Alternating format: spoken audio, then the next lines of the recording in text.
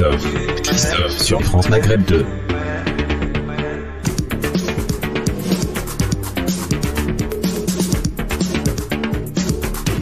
Bonjour à tous et bonjour à toutes, ravi de vous retrouver sur France Maghreb 2 pour le grand forum. C'est parti jusque 18h avec une émission, ma foi, très sympathique aujourd'hui. Donc voici le programme pour ce jeudi, 27e jour de Ramadan, nous sommes le 28 avril. On va parler de ce mot d'ordre de La République En Marche, c'est tous contre Mélenchon. Eh oui, du secrétaire d'État Clément Ghosn à Olivier Véran, passant par le premier de la classe, Adri, comment il s'appelle lui déjà, le porte-parole du gouvernement, Monsieur Attal, Gabriel Attal, exactement, qui nous a promis de venir ici, on l'attend toujours. D'ailleurs, pas tarder de changer de métier, bientôt. Côté cinéma, à l'occasion de la sortie événement du film Les Secpas, qui est sorti à Marseille le 13 avril et dans toute la France le 20 avril dernier. Les Secpas, nous en parlerons tout à l'heure de ce film événement à 17h avec son réalisateur Hakim Bougueraba, avec l'actrice montante Inès Boukhelifa qui est sublime dans le film, vraiment joue le rôle de Anaïs, et on sera aussi avec Lahsen, un rôle très discret dans le film, donc à découvrir. Un peu de cinéma, un peu de divertissement, ça fait du bien aussi. Merci d'être avec nous et vos appels à n'importe quel moment dans cette émission, 01 40 33 9000, 01 40 33 90 00. Bonjour à tous, bienvenue, c'est jeudi et bienvenue dans le Grand Forum sur France Maghreb 2. Le Grand Forum, Christophe Rowe sur France Maghreb 2. Le Grand Forum. Et vous l'avez entendu, sa voix d'homme viril, Philippe Bouriaki est avec nous. Salut mon Philippe. Tu vas m'attirer des problèmes avec les féministes. Pourquoi ? Parce que virilité est égale à machisme, patriarcat, chrota, shrada, statahabatata. Enfin, tu vois, ça va m'attirer quelques emmerdes, donc laisse-moi tranquille. Nadège, Ouais. peux-tu s'il te plaît aller chercher et accueillir notre chroniqueuse Kautar Ben Mohamed qui est devant le soir, voilà, l'adresse quoi. Il a Ouais, fait. j'ai Oh, t'as failli faire une boulette. J'ai Oh là failli là. balancer Il y a tous les l'adresse de la fachos qui radio. t'attendaient là. Ah, il y avait tous les identitaires là. Ouais, c'est chaud. Ah ouais. C'est chaud. Ah, j'ai vu Zemmour, il a tout oui, c'est à tel endroit. Voilà, c'est Ah, ça. t'es chaud toi. Ouais. Alors, tout à l'heure, donc, on parlera cinéma des enfants avec les Secpas. Tu l'as vu ou pas ? Tu l'as Non, pas je l'ai pas vu. Ouais. Vraiment, je suis vraiment désolé. Je n'ai pas encore eu le temps d'aller le voir. Mais promis, j'irai le voir parce que il y a des gens qui l'ont critiqué. Bonjour, alors qu'ils l'avaient encore jamais vu. Ouais, alors Bonjour. que notre Kautar Ben Mohamed, ravissante comme jamais, entre dans le studio. Encore un pronom Oui, possessif. oui, bah, j'aime Bonjour. bien, moi, c'est mon côté, voilà, c'est comme ça. Bonjour Marseille. Bonjour Paris, Comment ça va ? ça va, le train était en retard donc ça m'a tout décalé, je m'excuse. Allez, C'est SNCF. pas Voilà. grave, c'est pas Il y a grave. Pas Nama. compter sur eux, c'est plus une valeur sûre. Hein. Ah ouais, c'est clair. On n'achète pas des actions SNCF alors, c'est ça que ça veut dire. Ouais, Nasser Lajili qui sera avec nous aussi, qui nous rejoint, qui lui dans Et lui dans le métro. Allez, RATP, ça y est. Là, c'est la totale. Voilà, c'est la Macron, totale. président. Macron. Allez, privatise-moi tout ça là. Alors, Kautar, je te présente Philippe. Voilà, Philippe Enchanté. Kautar, Philippe Ouais, Bouriaki, enchanté, mais tu peux me conseiller regarder dans les yeux pour me dire ça. Non, mais Conseiller Bah, je régional déshabille en même temps, en fait, je me Ah, déshabille, je non, mais m'entends. Hein. ça va, calme-toi, doucement. Non, mais doucement. je sais que je fais Alors, cet effet-là, toutes les Macha femmes. Kautar qui, elle, a fait le travail, elle a vu le film hier, Ah. le Secpas. Tout à Ça, fait. c'est Et professionnel. on sera avec le réalisateur donc Hakim Bougueraba et Inès Boukhelifa et Lahsen. Ça va ma chère Nadège, tout va bien ? Oui, ça va. Bon, ça va, très bien. Allez, c'est parti pour le quiz. Comment bien accueillir Kautar avec un bon petit quiz. C'est parti. Le quiz. Et Nadège va jouer avec nous. Allez, le petit quiz avec mes petites questions, Tu joues avec nous, Nadège ? évidemment. Nadège, tu joues ? Allez, viens jouer, viens. Oh, comment il a dit ça? Attention. Hein. Tu sais qu'on est dans une société. Première question. Chut, c'est Ramadan, calme-toi. Je fais pas ramadan, moi. Ouais, bah c'est pas, Hein on s'en fout. Mais ici, c'est la France, monsieur. Tu l'aimes ou tu la quittes. Hein. Première question, si vous me la trouvez, celle-là, elle vaut 3 points. Je cherche un homme d'État français qui fut le 11e président de la République française. Il est mort en 1922. Alors, il n'avait pas été président très longtemps. Du 18 février, C'est pas Félix, au 20 septembre 1920. C'est pas Félix. Très dur, j'avais prévenu ça là. Du combien? Il a été président du 18 février au 20 septembre 1920. Oh là, ils sont méchants avec lui. 6 mois en plus. Hein. Ah ouais. Son prénom est Paul. Édouard, Paul Doumer, Non, Paul Bismus. non. T'as le droit de tricher? Ah non, non, Non, c'est pas. Non. C'est pas Eh, jamais j'adore cette femme, je suis Kauter. en direct. Vous trichez, s'il vous plaît. Bon, c'était pas facile, j'avoue. C'était Paul de Chanel. Je demande parce qu'hier, dans les SECPA, il y a une des scènes où Moussa Maskri autorise ses élèves à tricher et c'est grâce à cette fausse tricherie qu'ils ont leur examen. Exactement. Donc c'est pour ça. Là, t'as spolié, mais un truc de ouf. Là, n'est-ce pas Allez, première vraie question. C'est parti. Lors d'une visite, le président a été victime de Tomate cerise. de projectiles. De C'est pas la tomates. question. Dans quelle ville? C'était Douai, non? Sergi. Ah oui, Sergi. Bonne réponse. C'est vrai qu'il y a un type qui a voulu lui sauter dessus, style prise de catch? Non, pas du tout. Non. C'était un monsieur qui défendait son stand pour pas qu'on prenne encore. Exactement, voilà. c'est ça. Donc c'est pas du tout. Ah non, c'est pas ça. Pas une Ok. agression. Premier point de Kauter. Attention, je cherche un chef d'État irakien né en 1937. Irakien, Saddam Hussein. Saddam Hussein, effectivement, mort le 20 Donc, décembre 2006 par pendaison. Je connais tous les partout. dictateurs, Attention. Quatrième question. Qui a refusé de, comment dirais-je, faire clignoter la tour Eiffel lors du discours d'Emmanuel Macron? Hidalgo? Oui. Ouais. C'est pas joli. C'est pas sympa. C'est pas ouais, sympa. c'est pas fair play. Madame Hidalgo, c'est pas cool. Et Dati, elle a dit à 22h, vous étiez tout, Ouais. vous Tout nettoyez. nettoyé. Ouais, incroyable. Excellent. Ah ouais. Deux- Elles sont dures, les femmes en Elles sont politique. dures, ouais, c'est très très bien. Mais au moins, je sais pas, même Hidalgo, son fils, il vote même pas pour elle. Non, la chouma. Ouais, franchement, C'est là, pas bien. Madame Hidalgo, si tu veux, je peux Jean gifler pour Lassalle toi. a fait plus qu'elle quand même, quoi. Ouais. Je veux dire. Ah ouais, Pas c'est déconner, extraordinaire quoi. ce qu'il a C'est fait. énorme. C'est Ah ouais. énorme. Non, Là, c'est énorme. il a dit, je suis prêt à aller en prison. Il est bon, je le kiffe. Attention, cinquième question. Nadège, ça va? Tout va bien? Ouais, Ça va, elle est au top, elle est bien. Je cherche un illusionniste français né en 1943. à Nice. Houdini. Non. Alors, on en a parlé pendant le débat. Enfin, plutôt, illusionniste. Emmanuel Macron en a parlé pendant le débat. Il a fait référence. Ah, mais j'ai pas écouté. Ah bah oui. Attends. Un illusionniste français. Illusionniste français. Quelle année? Né en 1943. Il est toujours vivant.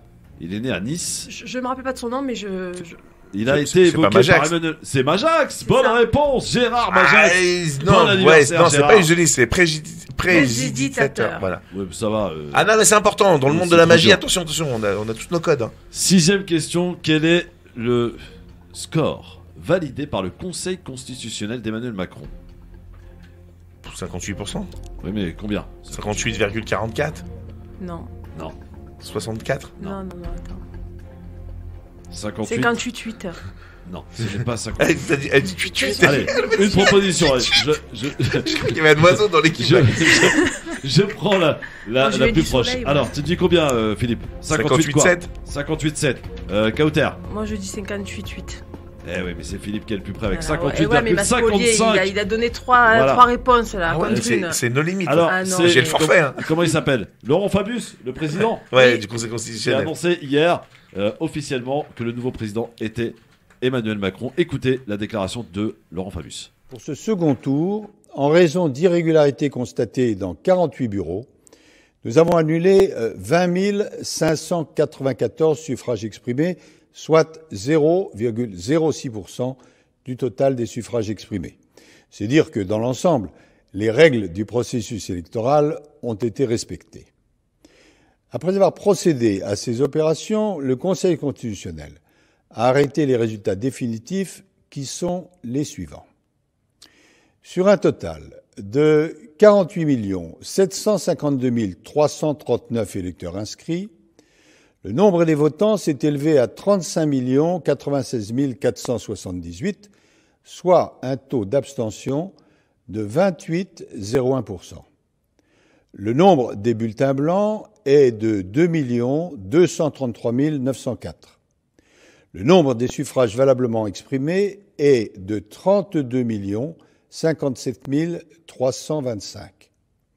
M. Emmanuel Macron a obtenu Attention. 18 768 639 voix, soit 58,55% des suffrages exprimés. Voilà. Bon, Laurent Fabius parle aussi vite que son âge. Voilà. Non, je sais. Ah ouais, Ouais, c'est pas- je m'en fous. Retire ce que tu viens de dire. Présente tes excuses. Pourquoi Parce Mais non. parce qu'un jour, tu vas avoir son âge. Oui. Prouve. Oui, mais j'espère qu'il sera à la retraite. Parce que tout le monde prend la retraite à 60 ou à C'est 65, ça, mais c'est ça. personne ne lâche le poste. À un moment donné, partez, Ah, les mais gars. parce qu'il est bon, le poste. Ouais, non, mais c'est bon. Ben... 9 ans, il est Ah, tranquille non. pendant 9 ans, je crois. Hein. C'est 9 ans, Conseil président. Je sais pas, mais. Conseil constitutionnel, c'est 9 ans. très très bon. Ils sont bons. Allez, je Ouais. cherche à présent un chanteur, un comédien français né en 1943, et je dois dire que l'un de ses titres correspond parfaitement à l'ensemble de la classe politique. Jacques Dutronc. Jacques Dutronc. Qui conteste, qui revendique et qui Bonne réponse, mon Philippe. Et enfin, Retourner ma veste. Et la prochaine résolution, je Retournement, pantalon. C'est toujours du bon côté. Hein. Eh bah oui. Septième et dernière question, attention, quel ancien ministre de Jacques Chirac, mais aussi secrétaire général du RPR, est décédé hier à l'âge de 95 ans? Quoi? J'aurai des fils obsèques en plus. Ouais. Attends, ministre de Jacques Chirac. Il a été ministre de Jacques Chirac, il a été secrétaire Chaban général. Delmas Non, secrétaire général, il est mort depuis longtemps, Chaban Delmas. Ouais, mais bon. Secrétaire général du RPR. Il est mort hier à l'âge de 95 ans. Il s'appelle Bernard. Accoyer? Non, Bernard. Bernard de la Villardière. Bernard. Là, il nous met la pression. Bernard Ponce. Allez. Merci Philippe, victoire incontournable. Je l'ai pas dit Bernard. Non, mais je m'en fous, t'as gagné quoi. T'as gagné, mais bon. évidemment. C'est pas très sympa, mérite, pas très fair play.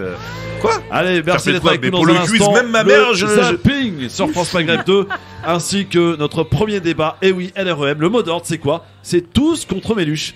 On en reparle dans un instant. Et puis évidemment, les SECPA, le cinéma, le film événement sorti le 20 avril dernier, le 13 à Marseille. Hein. C'est en avance un petit peu à Marseille. Eh bien, on en reparle avec son réalisateur Hakim Bougueraba, avec Inès Boukhelifa et avec Lahsen. Rôle très discret, comme dans la vie d'ailleurs. À tout de suite.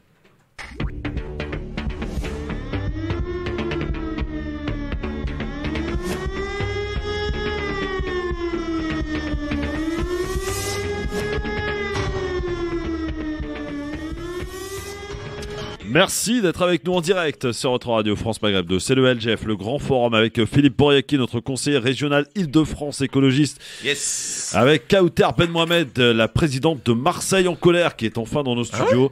Et c'est sa première en tant que chroniqueuse. Je suis vraiment ravi de t'accueillir, Kauter. C'est vrai que je te cours derrière depuis longtemps. Non mais faut le dire, faut être honnête avec les autres. Comme quoi, la ténacité paie toujours. C'est vrai.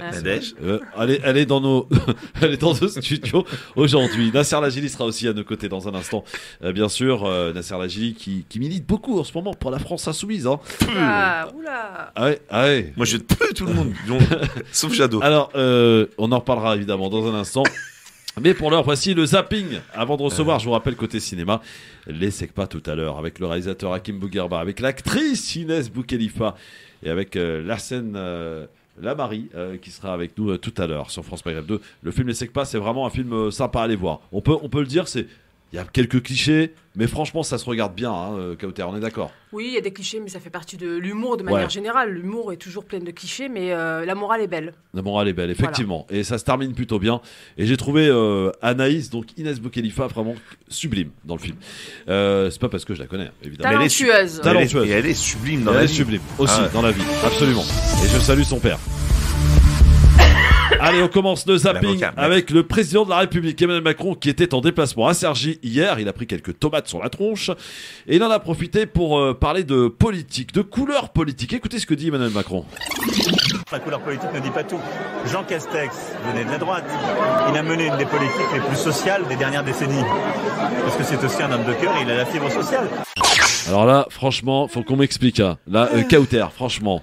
L'homme le plus social, Castex. Tout dépend de la définition du mot social, en fait. Oui. Voilà. Je pense que le commun des mortels, le commun des Français, n'a pas en particulier les plus vulnérables et les plus précaires, n'ont pas la même définition que M. Castex du social.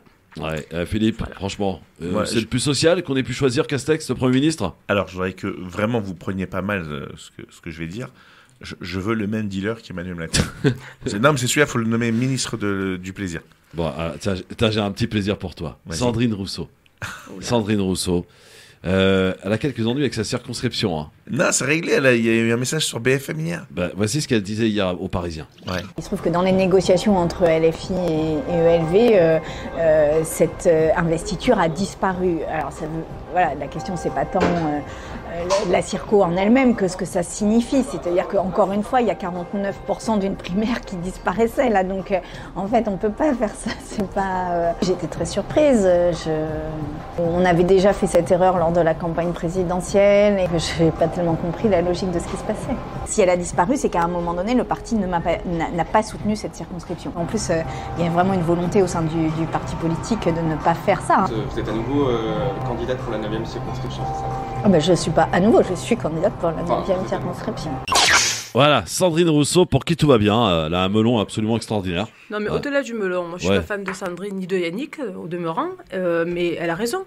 Il y a 49% de ce parti qui a voté pour elle. Et ils sont où ces gens? Pourquoi? Pas du tout. Alors, merci infiniment de me tendre le micro parce que j'ai fait une réserve vocale électorale sur ce sujet pendant toute la présidentielle. Et donc, je me suis pas exprimé. Alors, je vais te dire que non. Pourquoi?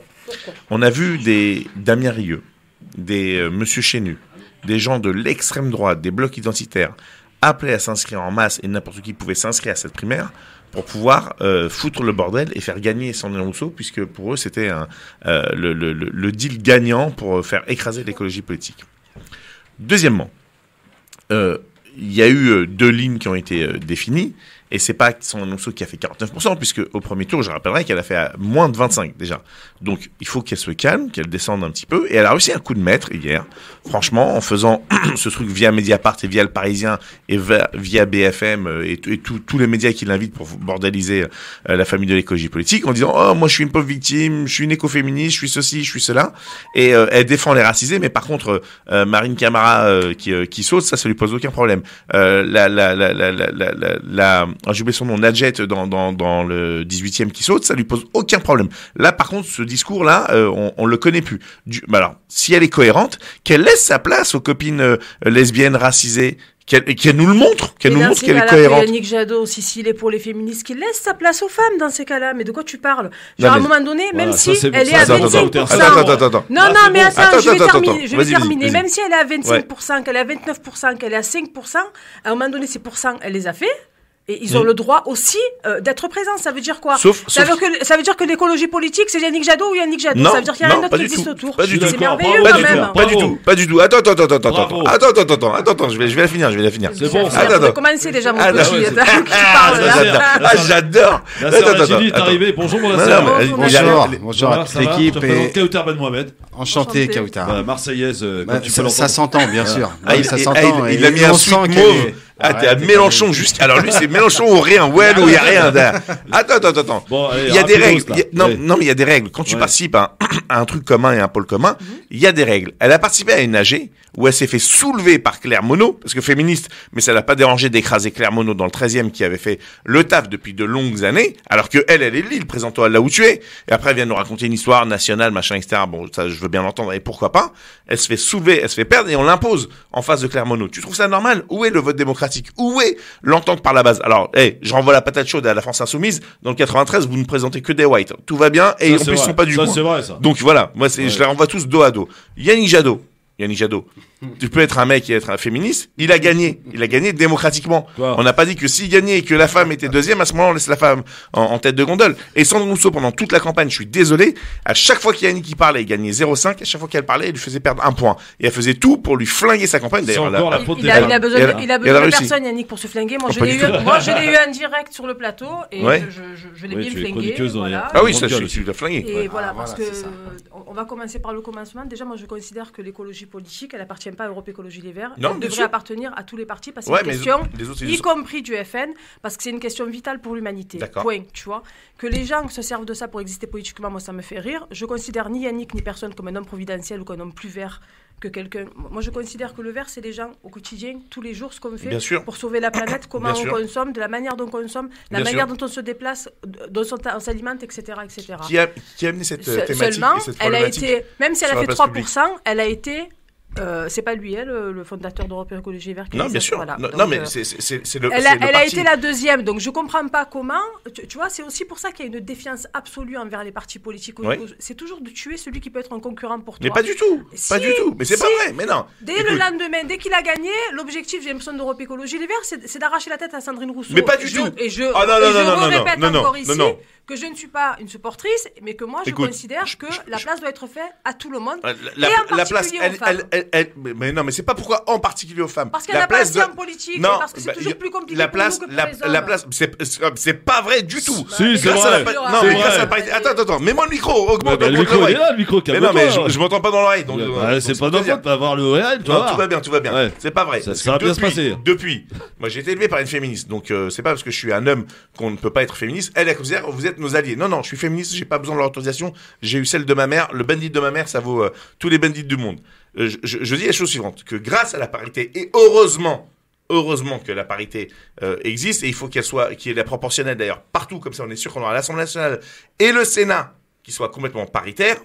Et grâce à ça, les femmes sont aussi présentes en politique pratiquement dans tous les strates, sauf, heureusement j'ai dit sauf, sauf à l'Assemblée nationale, et c'est pour ça que je demande la proportionnelle, et que Yannick Jadot demande aussi la proportionnelle, l'Assemblée nationale et le Sénat. Et quand tu les vois dans la politique, comment elles se comportent entre elles, je vais te dire, elles valent pas mieux que les mecs qui font des sales coups. Mais on s'en fout de pas valoir mieux. Pourquoi nous, il faut qu'on soit toujours nickel, et vous avez le droit de vous manquer et compagnie. Mais c'est ce que je viens de dire. On est aussi imparfaits que les hommes.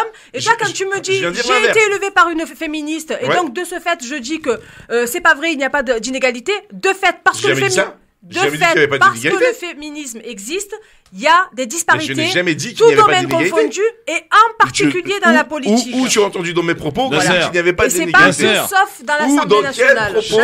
Quel propos tu as entendu ça de ma part? Nasser Lajili, tu viens d'arriver. Il y a pas longtemps. J'ai pas trop suivi, mais ça parle féminisme, ça parle Jadot, ça parle écologie, ça parle Sandrine Rousseau surtout. Voilà. Ouais. Pas très fan. Pas très fan, non, mais ça reste une femme quand même engagée, donc après ça, par rapport à ça, je la respecte, et moi je respecte toute personne qui s'engage en politique. Comment il s'est mis bien avec Kautar, regarde. Non, pas du tout, au-delà de Kautar, non, pas du tout, c'est parce que je sais que quand on s'engage, on prend des risques. Ouais, bien sûr. Et voilà, les risques, ils sont là, d'ailleurs, on est en train de débattre sur ce sujet, et son sujet à elle, surtout, c'est que parce qu'aujourd'hui on la critique, parce qu'elle dit des choses qui ne plaisent pas à tout le monde, elle fait des choses qui ne plaisent pas à tout le monde, et je pense qu'à un moment donné, il faut aussi respecter il y a un collectif, il faudrait aussi respecter le collectif. Oui, mais quand tu respectes pas le collectif, sois pas surpris que le collectif ne te soutienne pas. Bon nombre de personnes qui ne respectent pas les collectifs, et on ne fait pas tout un pataquès. En plus, Philippe, il s'est fait exclure du parti, ils l'ont laminé, etc. Et tu continues de les défendre, mais ça. Non, mais attends, c'est pas le parti qui m'a exclu. Non, attends, Christophe, sois objectif quand même. C'est pas le parti qui m'a exclu. Ça a été un clan dont font partie certains rousseauistes, tu vois, dont font partie certains bayouistes. Très intéressant ce que tu dis. C'est la vérité. Donc, il y a un clan aussi qui est anti-Rousseau et qui fait tout pour maintenir Rousseau en dehors d'Europe Écologie Les Verts. Mais pas du tout, elle a complètement sa place à Europe Écologie Les Verts, sauf que quand tu viens et que tu bordélises les choses, tu dis l'inverse de ce que a été la ligne programmatique. Il y a eu quand même un programme qui a été fait par les militants, par les adhérents, par un collectif et qu'on a tous porté, et elle l'emmène à contre-courant. Donc, il y a un moment donné, ne sois pas surpris que les gens ne t'apprécient pas à ta juste valeur. C'est bon, allez, Sandrine, elle aura sa circonscription, tout va bien. Allez, on va revenir à des choses beaucoup plus graves. Ah oui, Vladimir Poutine qui a parlé hier. Et il a menacé hier. Après Lavrov, Poutine a parlé de réaction avec des instruments dont personne possède. Attention, on ne menace pas Vladimir. Et puis, il y a eu la revendication de Kiev pour l'armée nucléaire, tous les réseaux laboratoires occidentaux déployés en Ukraine.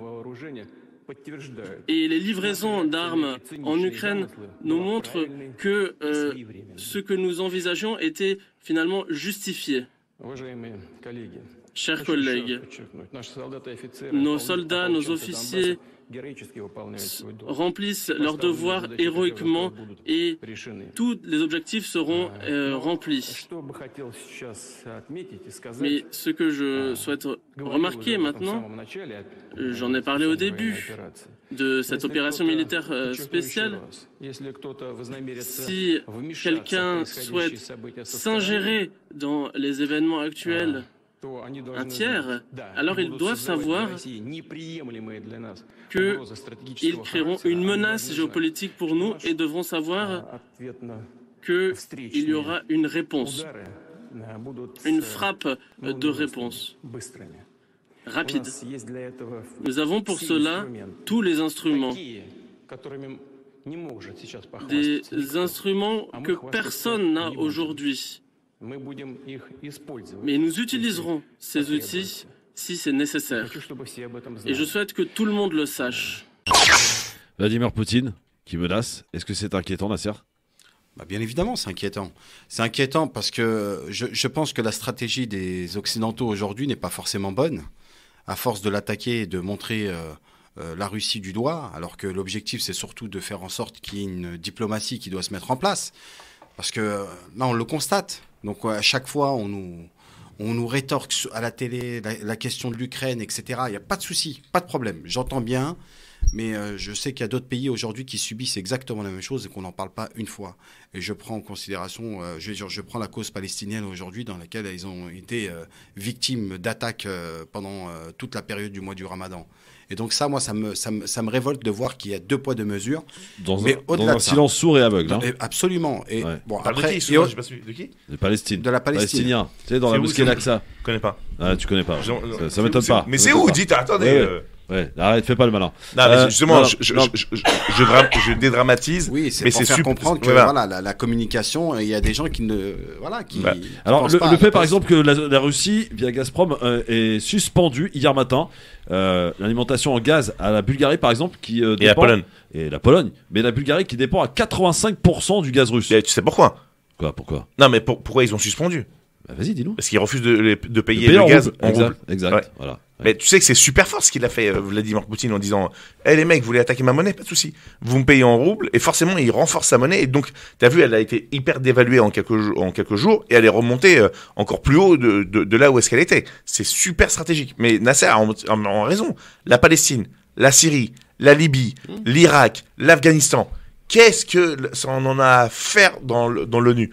Il y a des résolutions de l'ONU, elles n'ont jamais été respectées. Bien sûr. J'aurais aimé qu'il y ait autant de solidarité en France quand il y a eu les bombardements à Gaza. Mais ils n'ont pas les mêmes voitures que nous. Voilà. Oui, non, mais tu vois, c'est aussi ça. Les gens, ça les dégoûte. C'est dur. Kauter Ben Mohamed, est-ce que au-delà de cela, la veille aussi, il y a Lavrov qui avait quand même parlé d'une possible 3e guerre mondiale. Mais attendez les gars, je veux dire à un moment donné, moi j'ai peur aussi qu'il y ait une bombe qui explose sur ma tête et sur celle de mon fils et sur celle de nous tous, mais à un moment donné, qu'est-ce que fait l'Amérique là-dedans en fait ? Absolument. Déjà on va commencer par le commencement. C'est ça. Je sais pas, l'Amérique ils sont de l'autre côté du monde, ils viennent emmerder, excusez-moi l'expression, les États-Unis aux portes de chez eux.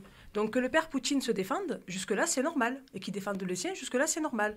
Donc si aussi on arrêtait de le titiller, tu vois, et de mettre les intérêts qu'il a lui aussi avec l'Ukraine et tous les pays de l'ex-URSS, tu vois, il est resté tranquille depuis 2014, hein, tu vois, il a baissé un peu les armes, tu vois, et on le retitille. Je lui donne pas raison, il s'agit de donner les explications et les arguments pour comprendre ce qu'il se passe. Il n'y a pas d'un côté un méchant et d'un côté un gentil. On est dans une guerre mondiale, au-delà de la guerre des armes, mais dans une guerre de territoire, dans une guerre d'influence, dans une guerre économique mondiale. Et aujourd'hui, il y a eu la chute du mur du bloc de l'Est, depuis quelques décennies, depuis Gorbatchev. Tous les pays, tu vois, sont grignotés petit à petit par l'Europe, par l'OTAN, font grandir le bloc qui est ennemi à la Russie, et aujourd'hui, on le titille de plus en plus. Donc le gars, faut pas oublier son parcours, c'est un ex du KGB, c'est un mec qui vient de la guerre quand même, tu vois, c'est pas un bisounours, c'est pas un animateur pour jeunes enfants. Donc il est à la fin de sa vie, c'est des mecs qui meurent pas dans une maison de retraite avec des petits autour en allant chasser un ours, c'est des mecs qui meurent sur le front, ça. Donc je pense que soit il faut que les dirigeants du monde, et en particulier occidentaux, et en particulier Biden, rentre chez lui et il s'occupe de ses problèmes au Texas et ailleurs, tu vois ce que je veux te dire, il n'y a aucun problème, et qu'il arrête de jouer aux gendarmes du monde, parce que à chaque fois qu'il joue aux gendarmes du monde, c'est des pays et des populations qui sont décimées. Nasser a donné des exemples, Philippe aussi. On voit ce qui se passe aujourd'hui en Irak. On voit qu'il y a des pays aujourd'hui, il n'y a plus de légumes à vendre, c'est des armes en fait. Tu vois ce que je veux dire, qui sont complètement détruits à cause des États-Unis. Donc moi, en tant que Français, je demande aujourd'hui aux États-Unis de rester chez eux, de s'occuper de ce qu'ils ont à faire et de laisser les enjeux géopolitiques sur le territoire européen se gérer entre puissances européennes, tu vois, et que l'OTAN explose parce que c'est une machine à guerre, c'est pas une machine à paix. C'est les États-Unis qui hier ont réuni 43 pays en Allemagne, dont d'ailleurs 2 pays maghrébins dont je ne soupçonnais pas leur présence, le Maroc et la Tunisie, pour prendre des sanctions pour armer l'Ukraine. Et ils ont déclaré, les Américains, remuer ciel et terre pour que l'Ukraine puisse gagner cette guerre face à la Russie. Je me permets, excuse-moi, je rentre de Tunisie, là où j'étais la semaine dernière, et tu le sais, pour des raisons personnelles, où les gens crèvent de faim. Voilà, c'est ça. Il y a des gens qui font bouillir de l'herbe pour la boire en bouillon pendant le ramadan. Donc si le président tunisien, qui est en train de foutre en l'air, tu vois, la révolution tunisienne, à laquelle j'étais déjà présente il y a 11 ans avec mon enfant, etc., et qui pouvait s'occuper des problèmes qu'a la Tunisie, et le premier de nourrir sa population au lieu d'aller jouer aux militaires de l'autre côté du monde, ça arrangerait bien tout le monde, à commencer par sa population. Attention, si je peux dédouaner le président tunisien, il participe activement et il va envoyer juste 400 tonnes d'harissa, donc tout va bien.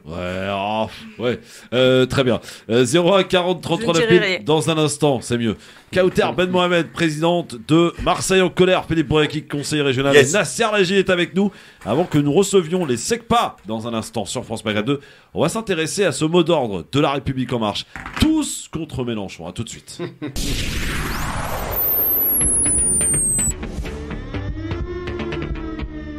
Le Grand Forum, merci d'être avec nous, avec Kauter Ben Mohamed, présidente de Marseille en colère, Philippe Bouriaki, conseiller régional d'Île-de-France, écologiste, et Nasser Lagili qui sont avec nous. Et dans quelques instants, les SECPA, oui, le film avec le réalisateur Hakim Bougueraba, avec l'acteur Larsen Amari et la sublime et ravissante, talentueuse Inès Boukhelifa, qui seront avec nous dans un instant pour parler de ce film événement sorti dans les salles le 20 avril dernier, les SECPA, que Nasser n'a toujours pas vu d'ailleurs. Voilà, les bons élèves sont Kauter et moi-même aujourd'hui. Allez, c'est parti. Avec ce débat dans un instant, mais Abdel d'Orléans nous appelle au 01 40 39 000 et dans cette émission, plus que jamais d'ailleurs, vous le savez, le peuple a la priorité à la parole. Bonjour Abdel, bienvenue à toi. Salut Christophe, salut à toute l'équipe. Salut Abdel. Un message à passer à tous les Français. Oui. Parce que là, ça commence à craindre par rapport à la Russie qui propose des menaces assez graves. Et Macron s'immisce dans des choses qu'il ignore. Donc moi, je propose à tous les Français qu'on sorte dans la rue et qu'on sorte de ce conflit-là parce que ça va mal peut-être terminer pour nous. Il faudrait penser à nos miches parce que lui, le jour où il va déclencher quelque chose, on n'aura peut-être pas le temps de fermer les yeux, on va tous disparaître. Et voilà, c'est le message que je voulais passer aux Français. Oui. Kauter veut te répondre. Mais monsieur, c'est impossible. Premièrement, parce que c'est le président de la France et que la France a à voir dans ce conflit, qu'on le veuille ou non, ne serait-ce que pour jouer les médiateurs et faire en sorte que ça pète pas. Et je vous rappelle que monsieur Macron, je vais terminer ma phrase, est aussi, est aussi le président de l'Union européenne et qu'à ce titre, il peut pas tourner le dos à ce qui se passe en Ukraine et en Russie. Oui, mais alors, en ces cas-là, on fait pas une guerre par procuration. Mais on fait pas une guerre. Mais si on fait une guerre, parce qu'on donne des armes, donc on participe à ce que Zelensky, en plus, pousse l'Europe à faire une guerre mondiale, parce que c'est son objectif. Il est foutu de toute façon. Que ce soit avec l'Europe ou sans l'Europe, il est foutu, l'Ukraine va tomber. Mais ce qu'il y a, lui, qu'est-ce qu'il veut faire? Il veut mettre le feu dans l'Europe et dans le monde entier. Et il faut pas le suivre, ce gars-là. Parce que un ancien comédien qui est président, il sait pas, il connaît pas l'enjeu mondial, ce gars-là. Il a aucune expérience politique. Donc moi je dis, il faut que ça cesse parce que Poutine, il va aller au bout des choses tôt ou tard. Parce que quand il va être acculé et qu'il saura plus quoi faire, eh ben on va en prendre peut-être plein les dents. Mais pour une personne qui appelle à la guerre mondiale. Avec ou sans les armes de la France, si Poutine veut aller jusqu'au bout, il ira jusqu'au bout, monsieur. Oui, non, c'est pas ça. C'est qu'on doit pas s'immiscer n'importe où, n'importe comment. On faut pas être à la botte des Américains. C'est tout ce que je veux dire. C'est ce que si vous m'avez entendu, c'est ce que j'ai dit tout à l'heure et j'ai prié même Joe Biden et toute sa clique à rentrer chez eux. Sauf que c'est notre territoire géographiquement parlant. On n'habite pas en Afrique, on n'habite pas aux États-Unis, on n'habite pas en Océanie, on n'habite pas en Chine. On habite ce territoire qu'on partage avec l'ex-URSS, donc avec la Russie. Aujourd'hui, il y a un conflit et qu'on le veuille ou non, au titre de notre proximité géographique et au titre du mandat européen de monsieur Macron, nous sommes dans l'obligation de jouer les médiateurs. Voilà, et c'est une non pro Macron qui vous le dit. Ouais, merci beaucoup, mon Abdel. Pas des armes sous la table non plus. Ouais, bon, je pense que ça va être compliqué quand même ta proposition. Bon, Abdel, je te salue. J'espère parce que faut sortir ce conflit parce que. Ah oui, non, bien sûr. Ça nous regarde pas. C'est pas nous qui avons les clés, en l'occurrence, mon cher Abdel. Je suis désolé. Merci Christophe. Sarah Tolok, Charles pas Halila ce soir, Abdel. Tout ce qu'il faut. Tout ce qu'il faut, Charles pas. Halila, je le prends. Ah, Halila, d'accord. Bon, allez, vas-y. Sarah Tolok, merci à toi. 01 40 33 9000. Sarah Tourok. Ouais. Ça va mon Nasser, le Ramadan, très bien. Non, t'as hâte que ça se termine, hein? Non, pas du tout. Si je vois ta tête là, t'es fatigué. T'es fatigué, Nasser. Bon, je faisais des pompes tout à l'heure. Le mot d'ordre pour La République En Marche, c'est tous contre Mélenchon. Un exemple, écoutez, 3 membres de LREM, enfin du gouvernement en tout cas, tels que par exemple Véran et le premier de la classe, là, Attal, écoutez. Mélenchon qui n'est pas qualifié au deuxième tour, qui vous fait une allocution comme s'il venait de perdre le deuxième tour, et qui, alors qu'il était candidat pour être président de la République, vous explique d'emblée, il le fait tous les 5 ans, c'est pas nouveau. Maintenant, je peux être Premier ministre, c'est-à-dire que finalement, la fonction de président de la République à laquelle il aspirait, ça compte plus tellement que ça. Pour Jean-Luc Mélenchon, une élection qu'il ne gagne pas est une élection qui n'existe pas. Mélenchon, je trouve qu'il n'a pas été à la hauteur des institutions et de ses propres électeurs, puisqu'il a commencé sur les élections législatives il y a quelques jours, a tracté même le week-end dernier, alors qu'on aurait aimé comme l'a été d'ailleurs une bonne partie de la gauche, M. Roussel, Mme Hidalgo et leur soutien, pour battre l'extrême droite. Voilà, alors 3 extraits, Olivier Véran, Gabriel Attal et Clément Ghosn, donc pour parler de Mélenchon. Il semble apparaître que le mot d'ordre à La République En Marche et en ce moment ce soit tous contre Mélenchon. Est-ce que cet homme fait peur, lui qui a souhaité à ce que les Français le nomment, alors que c'est pas comme ça que ça se passe, Premier ministre lors du 3e tour des législatives, ce qui a très peu de chances d'arriver, très honnêtement. Nasser, est-ce que c'est un homme qui fait peur, Mélenchon ? C'est un homme qui fait agiter, plutôt. Qui fait peur, avec la situation politique actuelle, je ne pense pas. Je pense qu'il va faire agiter beaucoup de choses dans le monde politique. Et je le dis clairement, hein, Mélenchon ne sera jamais élu Premier ministre sans les quartiers populaires et les gens des quartiers. Avec ou sans, hein, je te rassure. Non, mais avec ou sans, peut-être. Mais peu importe. Mais le nombre de députés dépendra de comment il va considérer aussi les gens des quartiers populaires. Parce que jusqu'à aujourd'hui, on les a mis de côté. Hein. Et déjà, depuis que les présidentielles... C'est très white quand même, pardon. Oui, c'est très white. Non, mais tu prêches un convaincu. Beaucoup de parachutage. Il y a beaucoup de parachutage. Il y a aussi les négociations avec des partis politiques. Et on a laissé notamment avec le côté populaire. Quoi. Notamment avec Philippe Bréqui et l'Europe Écologie Les Verts. D'ailleurs, il y a eu cette déclaration de François Hollande ce matin qui est hallucinamment fracassante. Il a dit que si on cède si le Parti Socialiste cède à ces propositions, le Parti Socialiste va mourir. Il est déjà mort. Il est déjà mort. Quand on fait 1%, on se tait. On se tait. Juste, on se tait. Je suis pas pro Mélenchon, mais juste, il faut se taire, là. Bon, voilà. Alors, Kauter, tous contre Mélenchon, c'est le mot d'ordre qui a l'air d'être choisi par La République En Marche.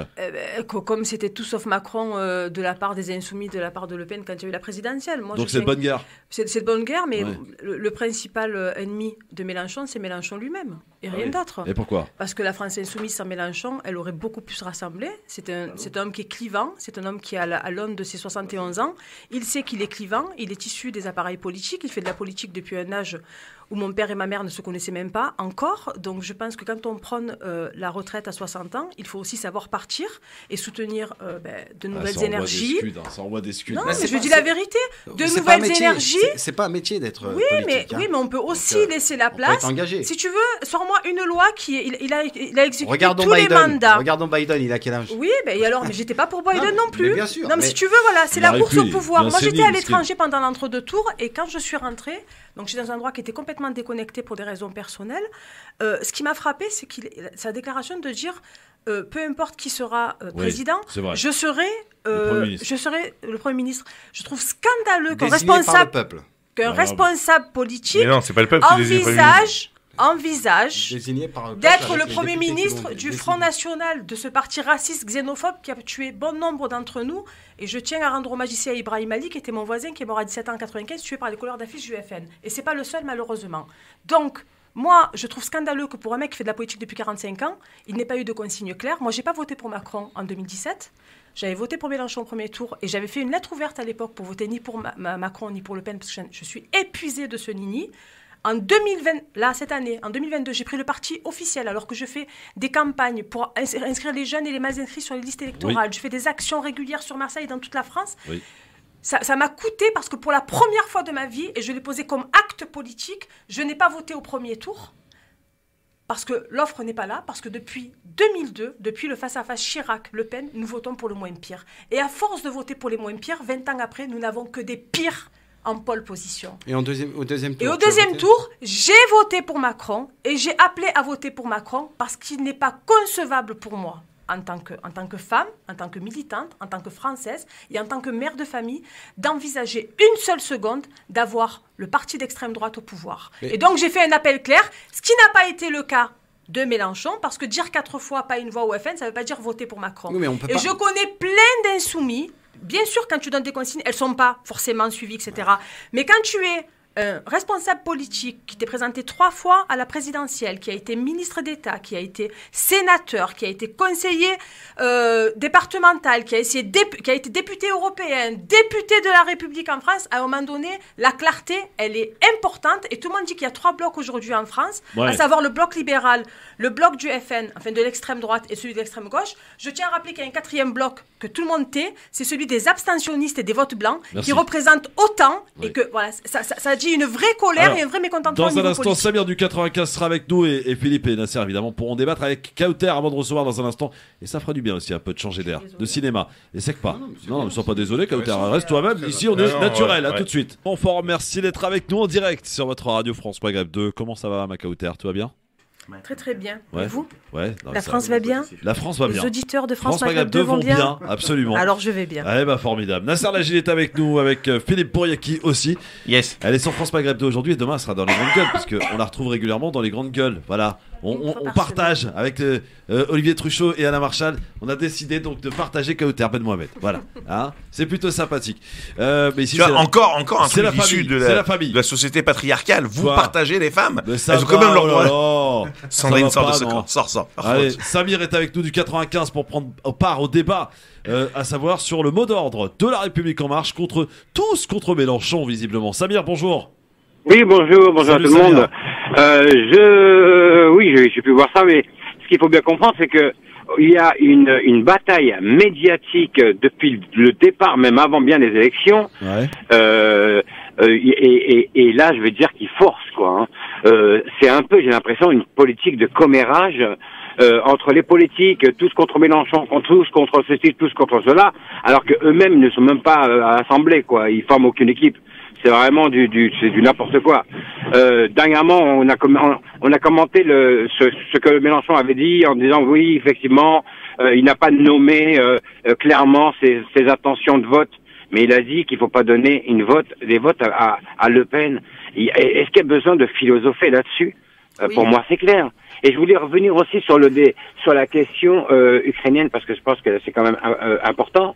Ouais. On a un pays complètement dévasté avec des civils de part et d'autre, mais ça c'est un peu la responsabilité des politiques. Hein.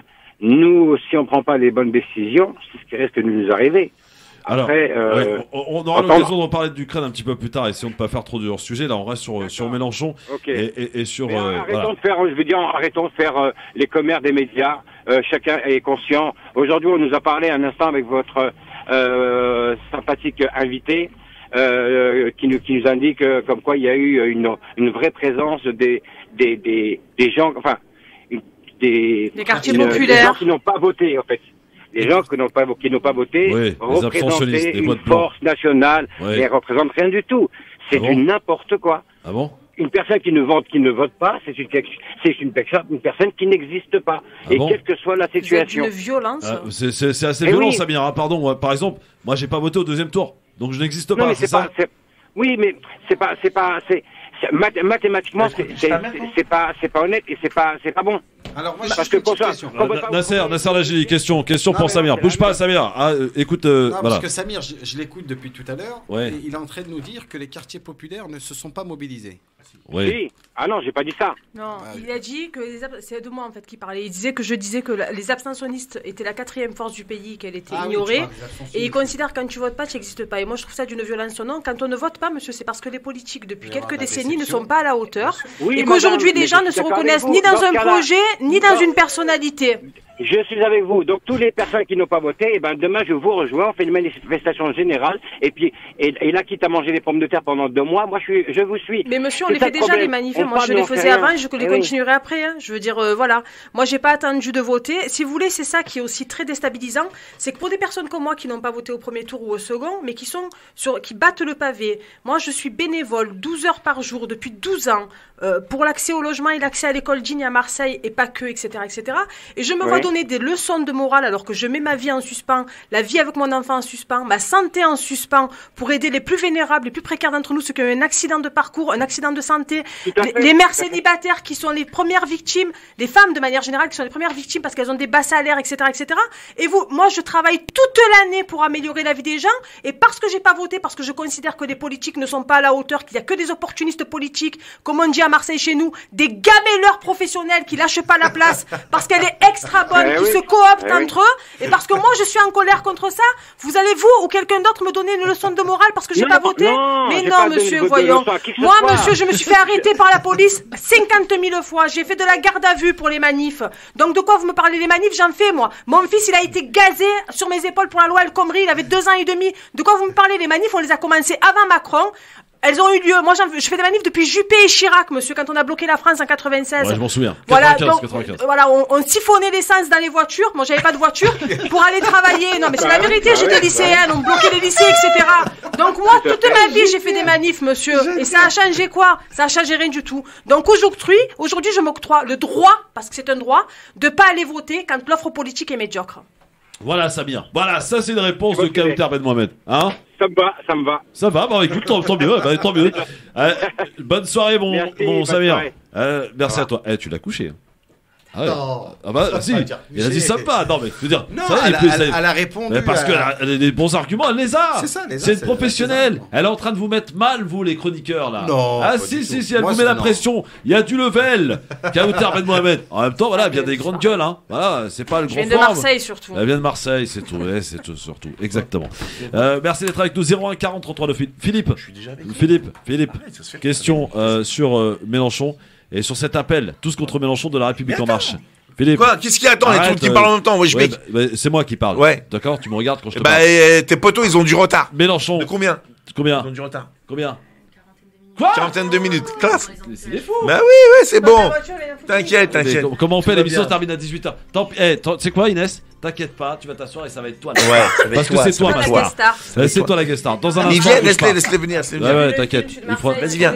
Si, on va attendre. Mélenchon, Philippe. Ouais, Mélenchon. Tous contre Mélenchon.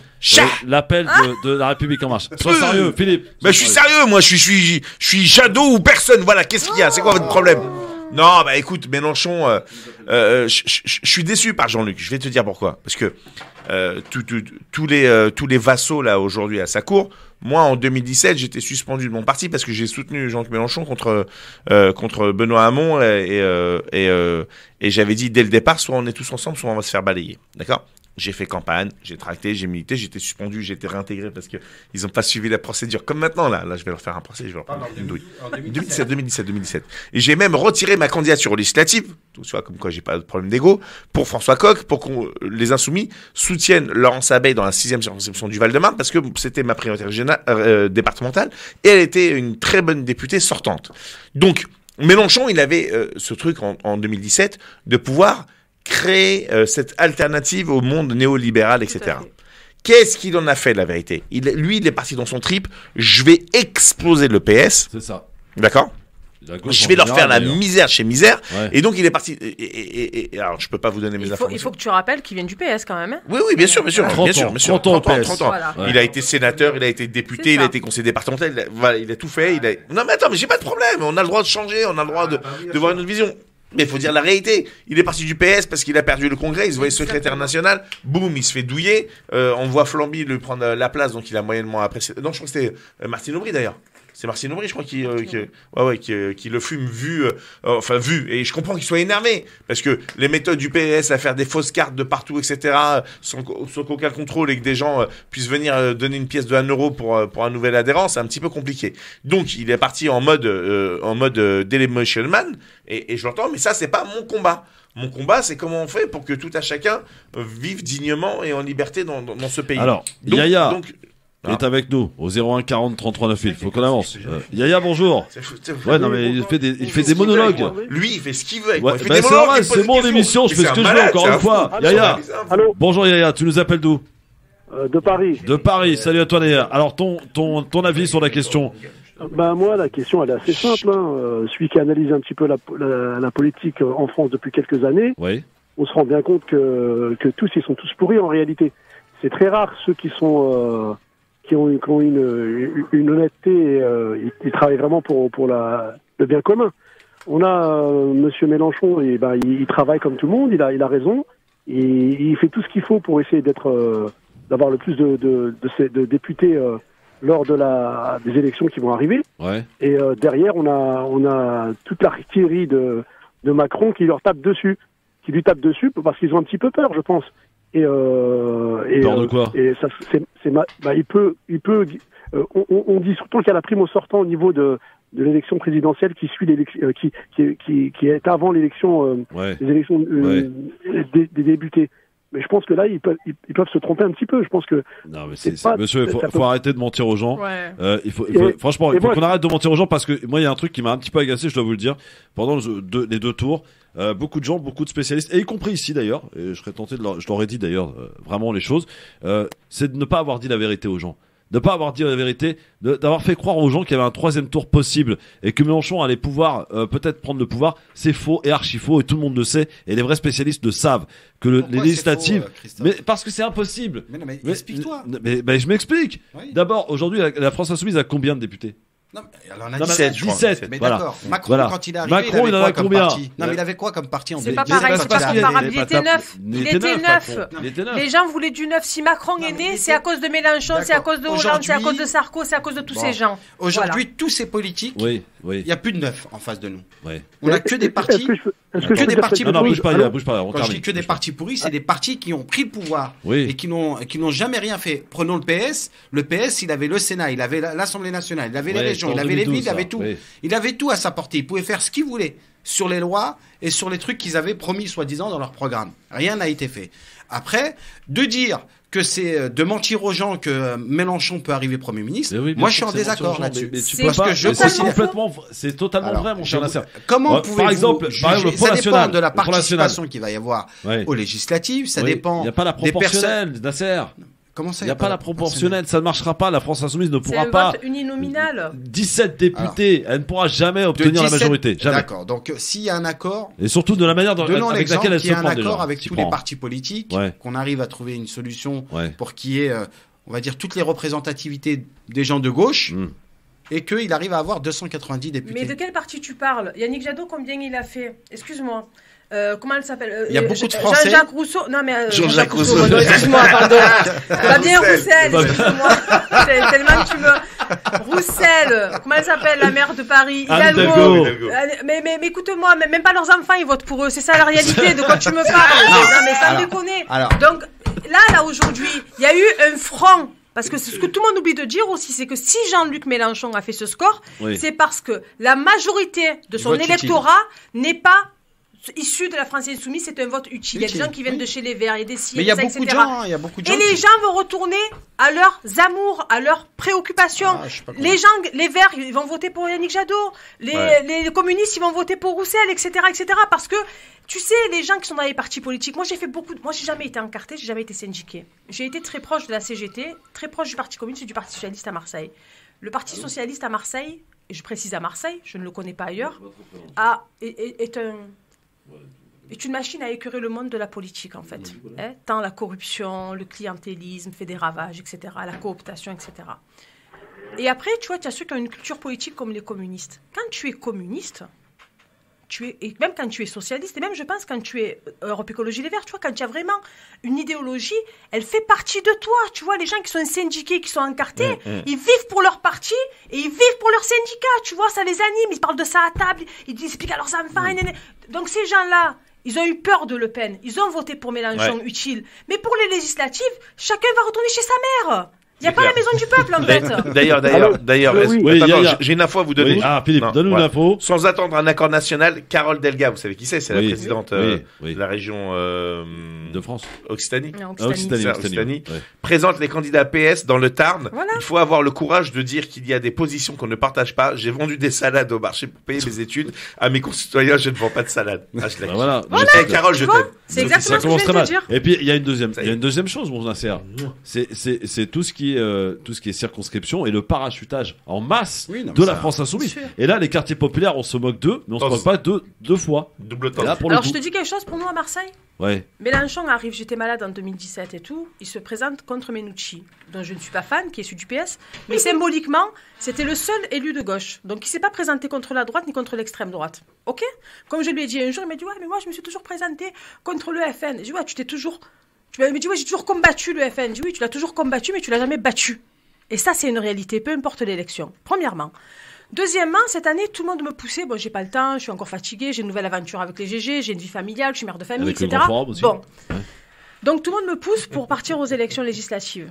C'est parti, toi et moi, quand on est un peu encartés, on sait que c'est compliqué de partir seul aux législatives. Sauf que les gens lambda que tu aides tous les jours et pour qui tu représentes quelque chose, ils connaissent pas eux, tu vois, la proportionnelle, législative, etc., etc.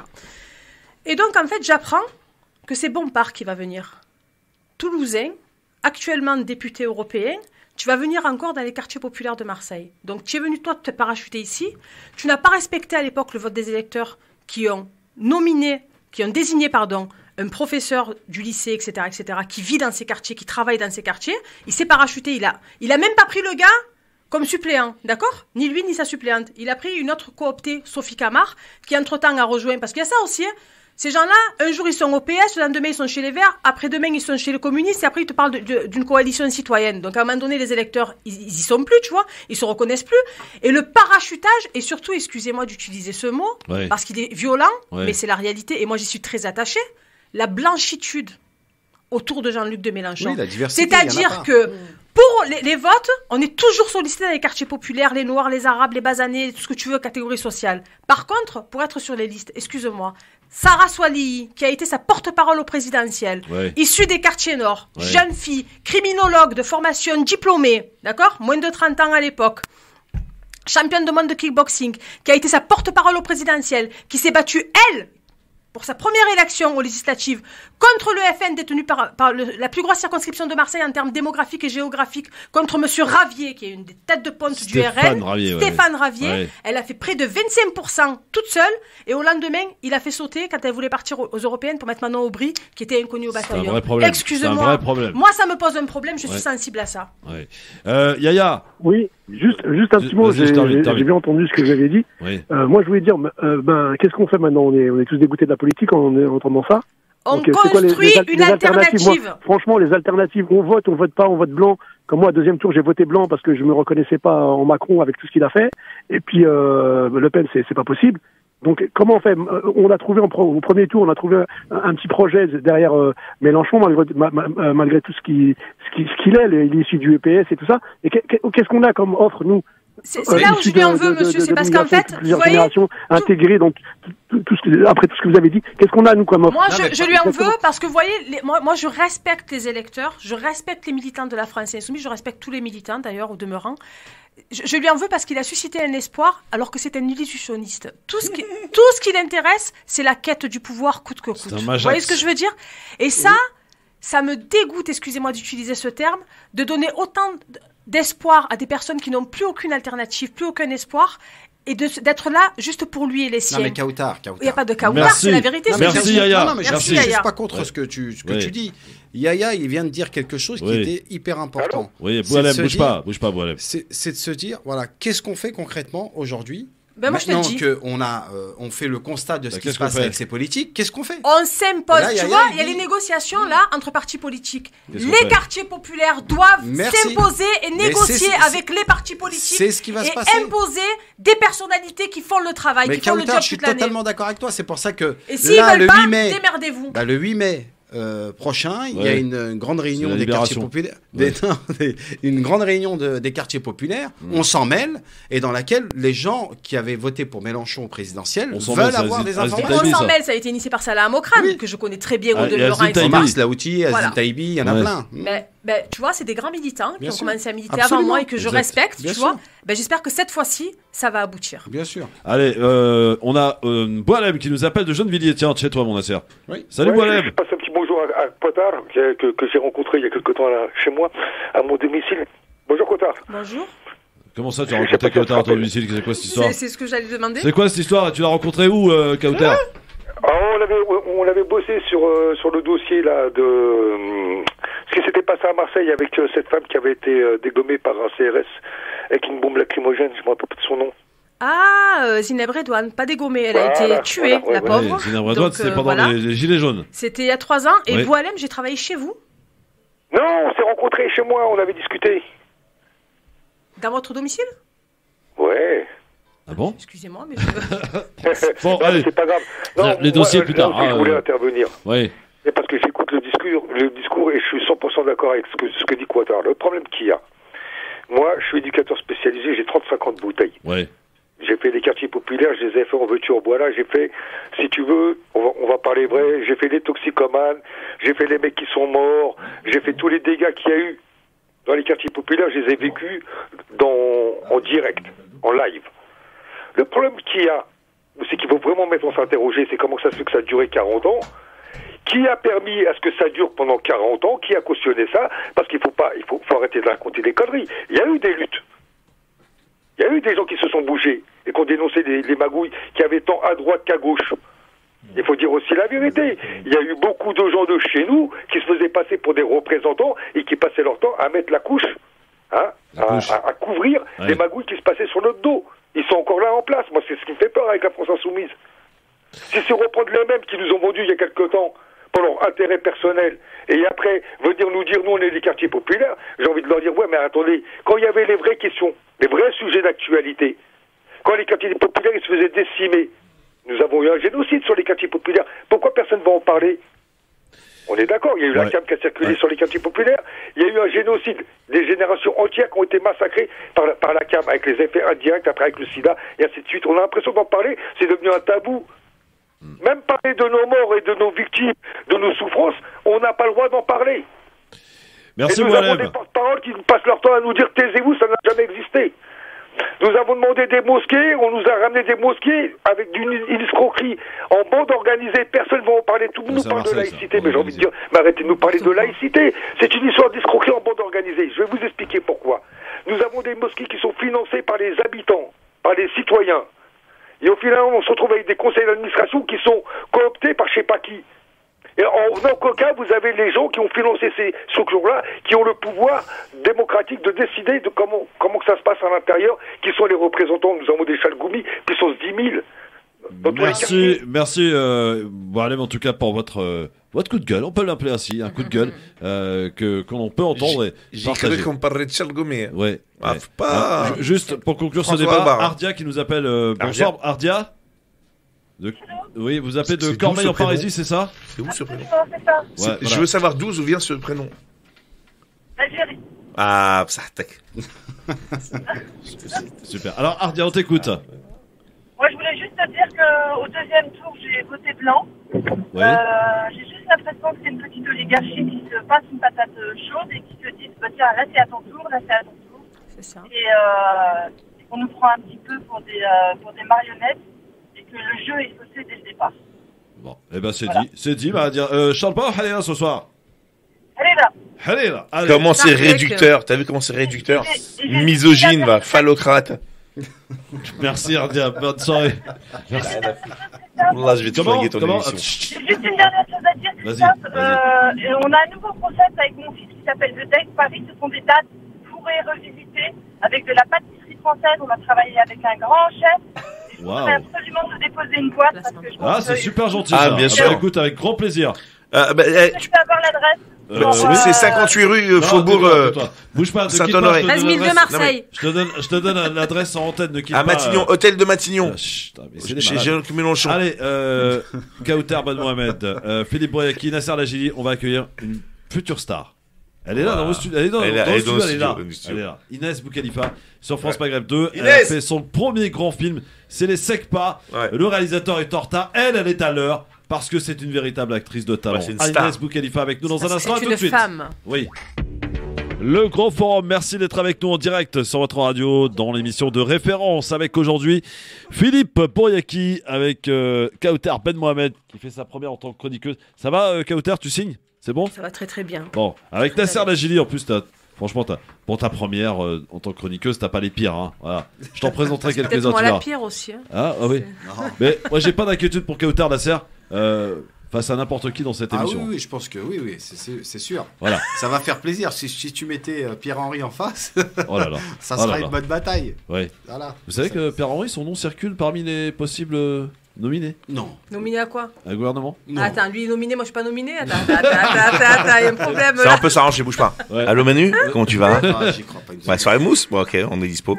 Bon, c'est réglé. On va parler d'un truc plus léger parce que franchement, je vous avoue que cette campagne m'a vraiment fatigué. Je sais pas vous, mais vraiment, elle m'a vraiment fatigué cette campagne.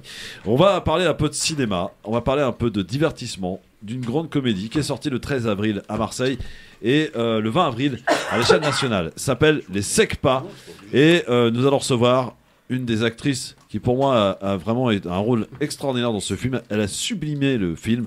Inès Boukhalifa, voici la bande-annonce du film Les Secpa, qui est en ce moment. C'est le film événement réalisé par notamment Hakim Bougueraba.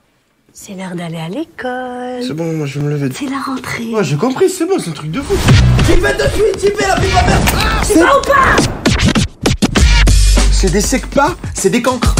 Walid, regardez-moi ce travail. Vous pouvez lui poser une question. Qui a découvert les États-Unis d'Amérique? C'est ta grand-mère la folle. C'est fini les secpas, vous me les dégagez. Mais pourquoi ce serait à nous de les récupérer? C'est comme ça. Ils vont ruiner la réputation de notre établissement. Oh, c'est Tarpembo. Je crois qu'ils se foutent de nous, là.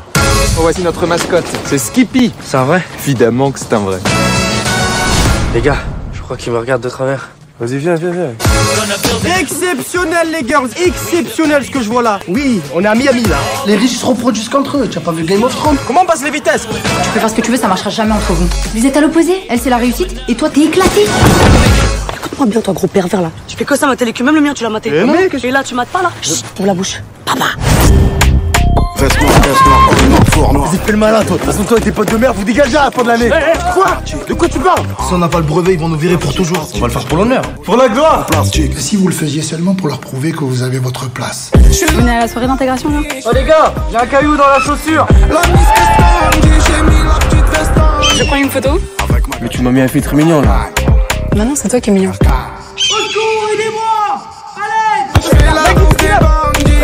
Brevet des collèges, pour récupérer votre honneur. Tu vas l'avoir, mon champion, tu vas l'avoir. Bon, depuis la nuit des temps, les secpas sont traités d'imbéciles. Ça va changer, ça. Non, vous serez toujours des imbéciles. Mais des imbéciles avec un diplôme. Main en l'air, lâchez les stylos. Tranquille, c'est Masterchef ou quoi? La bande-annonce du film Les Secpa, donc sorti le 20 avril dernier, le 13 avril à Marseille. Inès Boukhalifa, actrice hontante, qui a été révélée dans ce film avec un rôle absolument extraordinaire. Bonsoir Inès, bienvenue sur France Maghreb 2. Bonjour, bonsoir. Bonsoir Inès, ravi, t'es à la maison ici, bienvenue en tout cas. Je te présente Philippe Bouriaki, que t'as eu l'occasion de rencontrer dans des circonstances qu'on ne dévoilera évidemment pas ici. Ouais, non, on va garder ça. Inès Je rappellerai que son père, c'est un des meilleurs avocats de la Terre. Je veux pas absolument. Il s'appelle, on le salue d'ailleurs, Hassan Boukhalifa, on le salue. Nasser Lajili, voilà à côté de toi, et Kautar Ben Mohamed, marseillaise comme jamais aussi, qui a été voir le film. Alors Inès, comment ça s'est fait cette histoire avec ce film et cette rencontre avec les Secpa? Alors ça s'est fait, c'était le chemin traditionnel en fait de quelqu'un qui se lance dans le cinéma. Ouais. Donc moi je suis passée par le casting. Donc en regardant des annonces, j'ai envoyé ma candidature, puis le casting. Ensuite le callback, c'est un deuxième casting en fait, mais avec une shortlist de personnes qui ont été sélectionnées déjà. Et puis après, j'ai eu la chance d'être prise pour ce rôle. Donc, non, c'est eux qui ont eu la chance. Ça va dans les deux sens. Ça va dans les deux sens. Alors, effectivement, mais donc tu décroches le casting, tu fais le tournage. C'est ça. Et tu rencontres donc, par exemple, Emma Smet, avec qui tu joues. Exactement, ouais. C'est dedans... c'est ma BFF, ma meilleure amie. Et du coup, non, on se rencontre et ça se passe super bien. En fait, on n'a même pas eu besoin de créer une complicité ou une amitié en fait, pour que ça se voit à l'écran. C'était juste très naturel. Donc voilà, je la salue. Alors, évidemment, ce film a été tourné donc à Marseille, c'est ça? Exactement. Principalement non, tout a été fait à Marseille. D'accord. Ouais. Et donc, ensuite, toi, tu envisages quoi pour la suite? Parce que là, les Secpa, ça marche plutôt bien. Et tu t'y attendais d'ailleurs à ce que ça marche bien comme ça? T'as été surprise ou pas? Alors honnêtement, moi j'ai pas eu d'attente en fait. J'attendais juste que le film sorte en fait, tout simplement. Ouais. C'était la seule attente que j'avais. C'est un soulagement, c'est quoi quand on se voit à l'écran, Inès? Ouais. Dans un film comme celui-là. Ton premier grand film, on va le dire. Hein. C'est mon premier film même. C'est le premier. Ça fait un peu bizarre en fait. Il y a plein d'émotions différentes qui sont présentes. Mais après, c'est vraiment de la fierté. C'est le fait de voir le projet terminé dans sa globalité. Parce que quand on tourne, en fait, on ne sait pas à quoi va ressembler vraiment le film, même quand on lit le scénario. Parce que, on retourne le film, entre guillemets, même au montage. Le montage fait beaucoup aussi dans la post-production en général. Donc non, c'est que du bonheur. Alors, tu as décroché le deuxième rôle féminin dans ce film. Et d'ailleurs, j'ai du mal à capter en fait que ce soit le deuxième rôle parce qu'on te voit quasiment autant ou presque autant, voire même peut-être un peu plus que Emma dans le film. Honnêtement, j'ai pas compté le nombre de fois. Moi, je me suis tellement concentré parce que je l'ai vu 2 fois sur toi la première fois que sincèrement, on te voit quand même beaucoup et vraiment tu apportes quelque chose d'extraordinaire et tous les ressentis de gens qui ont été voir le film avec qui j'ai parlé, vraiment t'as fait sensation. Je te le dis, Inès. Voilà. Ça me touche beaucoup en fait. Je sais pas si Cotter qui a vu le film, Anaïs, ça te parle Anaïs, donc en l'occurrence Inès. Anaïs dans le film, comment tu l'as trouvé? Franchement, dis-le. Non, elle était très bien. D'ailleurs, moi, je pensais que c'était pas ton premier film. Bon, je pensais que tu en avais fait avant. Aussi, non, mais très sérieusement. Je l'ai vu hier après-midi pour ne rien te cacher avec mon fils. Et il était aussi ravi. Donc, je vais faire un petit dédicace tout à l'heure. Tu seras content, Aïdan. Et non, tu joues très bien. Et je pense que si elle n'a pas eu si le rôle principal, c'est pas toi, c'est juste dû au fait que toi, ta meilleure amie là, dans le film est en couple. Enfin, c'est le couple, tu vois, qui est en fait, c'est pas elle qui est c'est pas la deuxième actrice qui est l'actrice principale, c'est le couple. Oui, c'est vrai. Voilà, c'est le couple. Donc après le couple, c'est elle effectivement la protagoniste principale et qui joue un rôle y compris dans ce couple au départ. Protectrice, d'ailleurs. Très protectrice. Ça nous fait poser des questions d'ailleurs à un moment donné. Son fils m'a dit mais elle est pas amoureuse d'elle et tout, tu vois. Donc il y a plusieurs. Voilà, c'est scénario possible. Donc non, mais c'est très bien. Et moi, je te félicite parce que oui. Il faut que tu ailles le voir. Voilà, il faut que tu ailles le voir. Ça vous apprendra à pas. Voilà, non, bravo, félicitations pour un premier film et pour ton interprétation et pour l'émotion que tu dégages et pour la place que tu as eue dans ce film et qui va être, j'en suis sûre, au-delà des clichés, un succès parce que la morale est belle et je vais pas. D'ailleurs, tout à l'heure, je me suis un peu manquée, j'ai un peu divulgué des choses, j'espère que c'est passé inaperçu. Et, évidemment. Plus maintenant. Oui, non, mais vraiment, moi je suis une ex-éducatrice des quartiers populaires à Marseille et j'ai toujours œuvré. J'ai eu le rôle de Moussa Mascri dans ma vie en tant qu'éducatrice.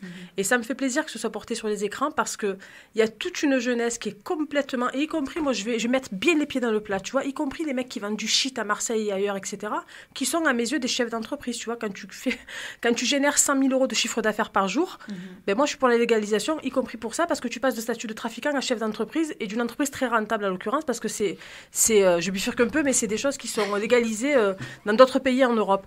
Mais pour te dire que quand tu donnes les moyens et quand surtout tu remets au cœur de la vie des gens la mixité sociale, ça fonctionne toujours.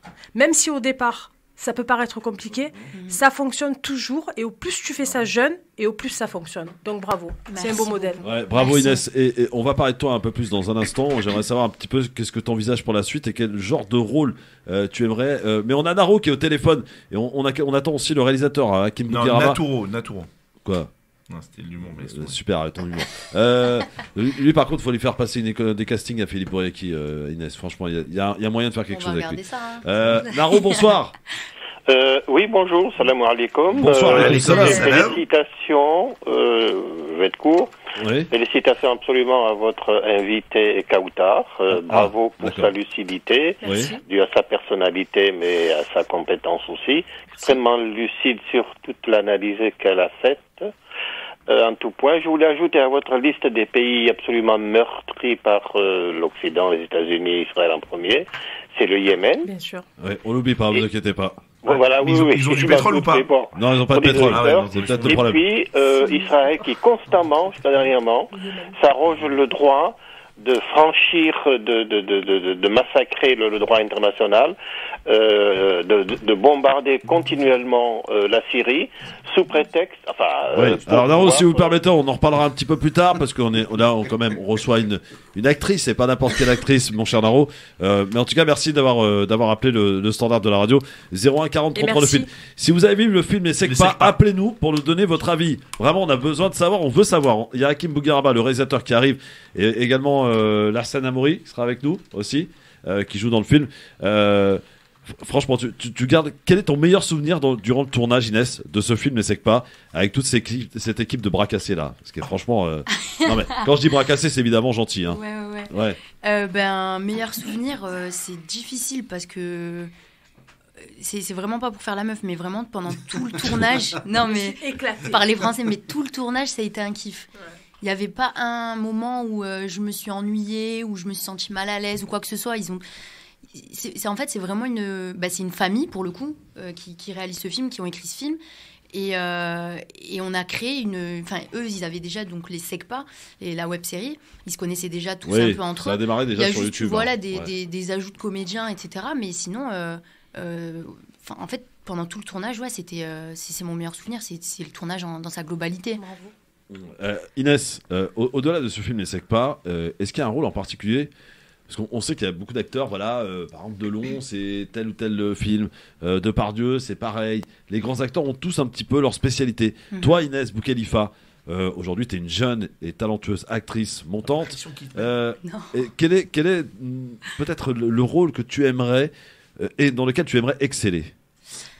Alors, où j'aimerais exceller, ça on sait jamais si on excelle ou pas dans quelque chose, hein. Même là, quand j'avais fini le tournage des SECPA, je savais pas du tout si j'avais bien joué ou pas.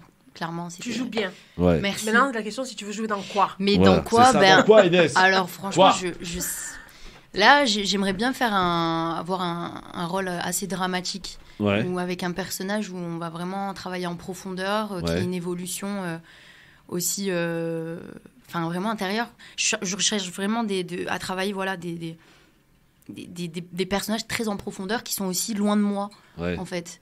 Quel est ton film préféré? Waouh, cette question, je sais jamais. En fait, le film qui t'a marqué, pas préféré. Les films qui m'ont marqué. Les films qui m'ont marqué, c'est les films de Louis de Funès. Parce que depuis que je suis petite, c'est mon père. Ça m'étonne pas de lui. Ouais, c'est des films cultes et j'ai les Fernandel, les Bourvil, tout ça. Moi, j'ai beaucoup de culture à ce niveau-là. Mais vraiment, Louis de Funès, pour moi, c'est un modèle. Pour moi. Après, c'est de la comédie, mais il était fort. Mais c'est bon, la comédie. Très fort, quoi. Il est très fort. La comédie, finalement, pour moi, je pense que c'est ce qu'il y a de plus difficile, parce que de faire rire quelqu'un, il faut vraiment, travailler les ruptures, il faut avoir de la répartie, etc. Donc, c'est vraiment pas facile. Mais tu vois, si je peux me permettre, Christophe? Bien sûr, permets-toi, t'es à la maison, que t'as hauteur. Ce que tu dis, c'est important, parce que tu dis faire rire. Et faire rire, tu vois, c'est par la comédie et par le rire qu'on véhicule le plus de messages. Et dans une époque, moi je suis désolée, je ramène toujours tout à la politique parce que c'est ce qui nous conditionne, c'est hyper important, quoi. Vous faites passer des messages. Moi, ce film, pour moi, il y a un message politique à l'intérieur. Celui de la réussite de tous les quartiers.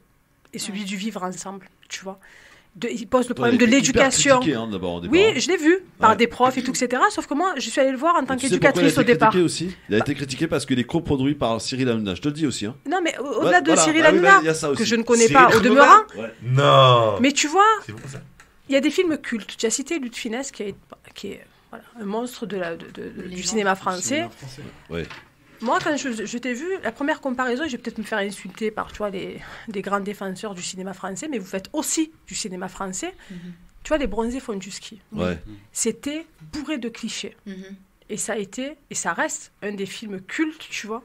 Et comme tu l'as dit, moi, je suis sûre que tous les acteurs qui ont tourné dans ce film, ils ont dit, si on ressort des interviews de l'époque, la même chose, le film en lui-même a été... la scène que j'ai préférée, on a été une famille, on a ri parce que vous avez ri et vous avez fait rire aussi. Et moi, j'espère que votre film, ça sera en particulier pour les jeunes issus des quartiers populaires et ces jeunes qui sont en situation d'échec, qui sont stigmatisés, etc. Et pour tous ceux qui les regardent, qui vont se dire « Ah putain, mais on ne devrait peut-être pas les regarder comme ça, peut-être qu'on devrait leur tendre la main ». J'espère que ça sera un film culte dans ce sens, qui restera dans les mémoires. C'est ça, je crois que c'est un peu le but recherché, évidemment. C'est l'objectif. Après, je vais pas parler au nom d'un des deux réalisateurs, mais c'est vrai qu'il y a cette morale à la fin, en fait, qui est juste il faut en fait donner confiance et faire confiance à des personnes qui n'ont pas forcément des facilités et ça les nourrit, ça, et ça leur permet après d'avoir une attitude de gagnant, de vraiment se pousser en fait à toujours être au-delà de ses meilleurs. Arrête sur un film. Tu sais que la forêt c'est compliqué à retenir. Qu'est-ce qu'il y a Je regarde Inès. Je moque de moi. Mais non. Pourquoi vous moquez d'elle? Vous êtes malade? J'observais Philippe comment il était admiratif d'Inès. Mais de ouf. En train de parler. Non mais c'est pas ça. Non parce que Inès, tu peux le dire aux gens ton âge. Ouais. Vas-y. Dire quoi, pardon? Ton âge.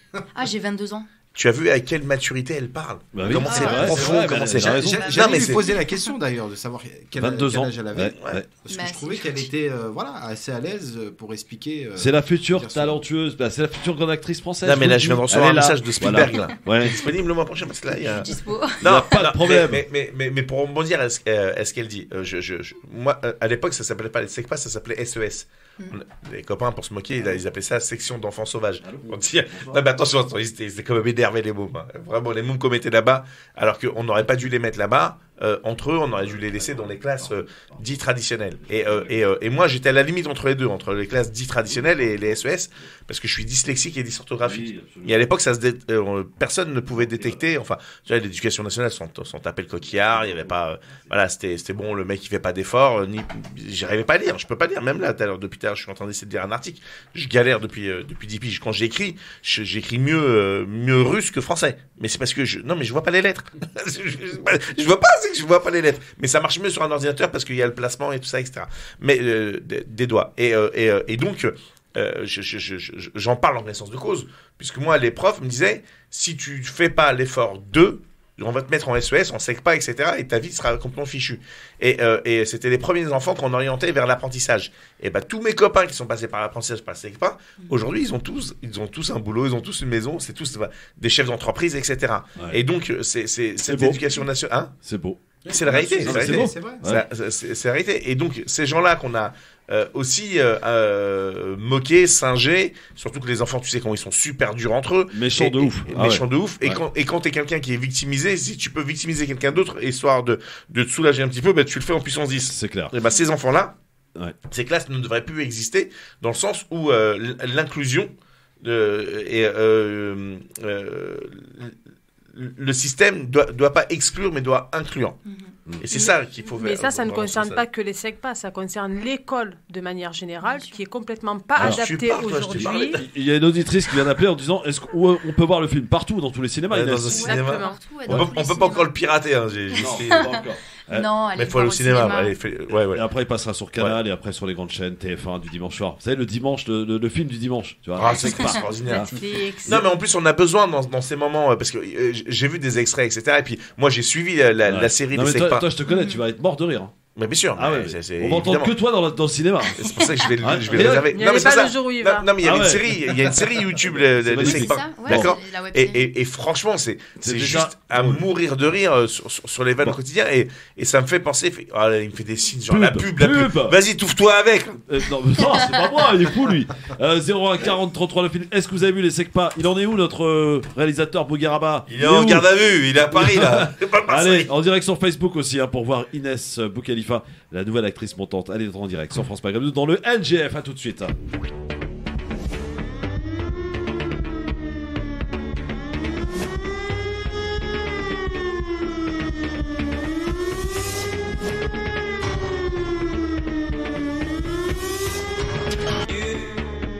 Christophe sur France Maghreb et France Maghreb 2.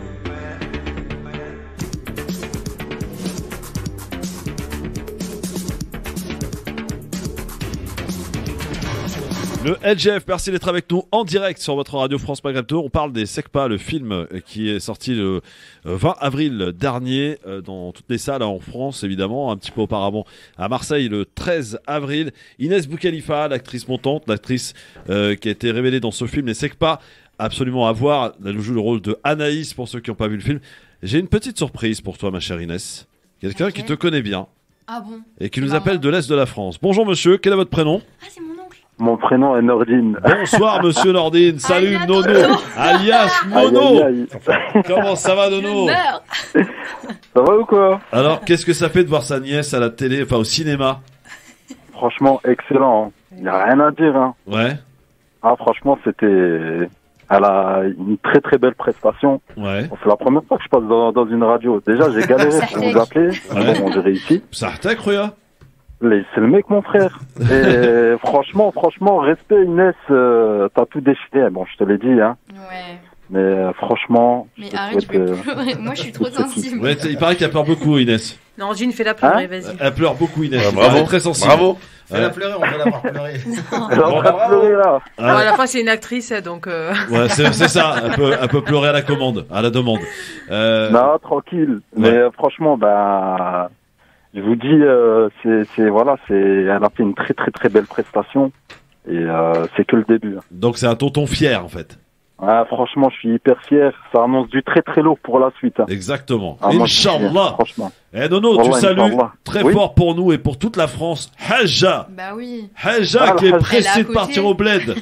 Haja, ouais. La Haja va aller au bled, là. Ah, elle est pressée, hein. Elle est pressée, Haja. Ah oui, franchement. Bon. Bah oui, avec ce qui s'est passé en ce moment avec le Covid et tout ça, donc. Bien sûr. En tout cas, grand bonjour du côté de toute la famille, Karima, Bartha, Nasser, toute la famille. Voilà. Allez, on vous embrasse très fort. Pas. Salut Nordine. Allez, salut, tonton, merci. Allez, gros bisous à tous. Bisous, au revoir, merci. Voilà, le tonton d'Inès, voilà. 01 40 33 9000 pour nous dire si vous avez vu les Secpa. Qu'en avez-vous pensé? Le réalisateur est en retard, j'arrive pas à le joindre au téléphone, il répond pas. Tu peux le rappeler? Ah bon? Ouais, tu peux le rappeler. Ouais, d'accord. C'est juste qu'il connaissait pas le numéro et. Ouais, c'est ça. Moi non plus, je propose inconnu. Je suis un petit peu emmerdé là en fait.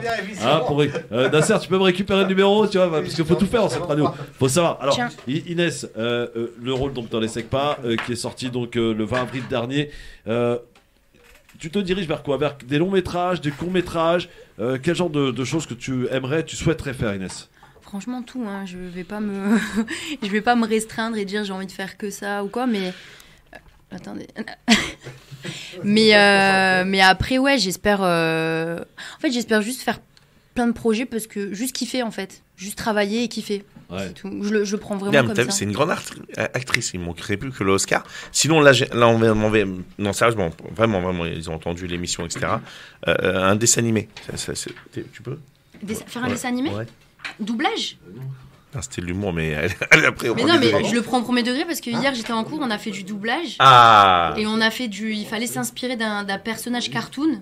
Donc moi je me suis inspirée de The Mask, Jim Carrey, qui est excellent. Ouais, excellent. Et il fallait venir avec un personnage et du coup on a travaillé la posture, les mimiques, la gestuelle, etc. Et c'était juste incroyable. Franchement, il faut même si on n'est pas acteur, il faudrait faire ce genre de. Et comment ça s'appelle ton école? C'est la fabrique de l'acteur, représente. Oui, non. En plus, c'est une école aussi qui est à Marseille. Elle est à Marseille et sur Paris. Et moi, je l'ai intégrée cette année. C'est ma première année et je suis totalement satisfaite. C'est celle qui a été fondée par Lajdi?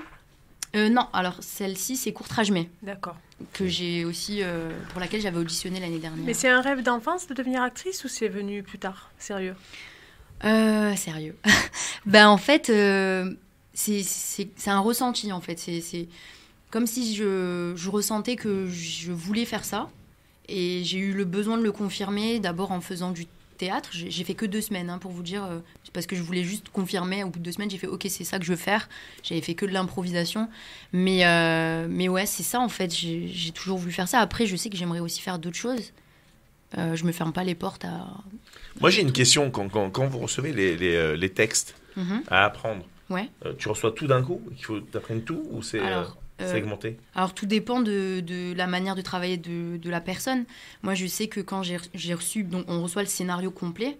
Ouais. Après il y a des acteurs qui préfèrent apprendre par cœur les répliques dès le début, mais toutes les répliques de toutes les scènes, et ensuite les relire juste la veille. Et il y en a qui l'apprennent la veille pour pas se... Et toi? Moi j'ai préféré tout apprendre. Et t'as répété à la maison avec quelqu'un?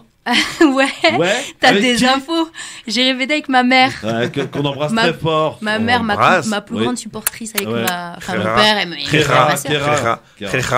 Ouais, gros bisous maman. Voilà. Monsieur le réalisateur est avec nous, Hakim Bougueraba. Comment ça va, mon Hakim? Ça va très bien. Désolé, j'aurais aimé être là en studio, mais... Qu'est-ce qui se passe, Hakim? C'est très difficile de rouler dans Paris. Un Marseillais à Paris. Un Marseillais à Paris qui est perdu, Hakim. Bon. Ouais, non, je suis pas très loin du studio là, ça va. Bon, très bien. Il nous reste à peu près un quart d'heure d'émission, Hakim. Il faut se dépêcher. Dis-moi, les premiers retours là, comment ça marche le film depuis qu'il est sorti? Apparemment, ça marche très bien. Ah oui, ça marche super bien. Franchement, nous, on est contents. On sait que l'industrie du cinéma a pris un coup ces derniers temps. Il y a de moins en moins de personnes qui vont au cinéma. Et pour les films français, c'est un peu compliqué. Et nous, franchement, on arrive à à tirer notre épingle du jeu là.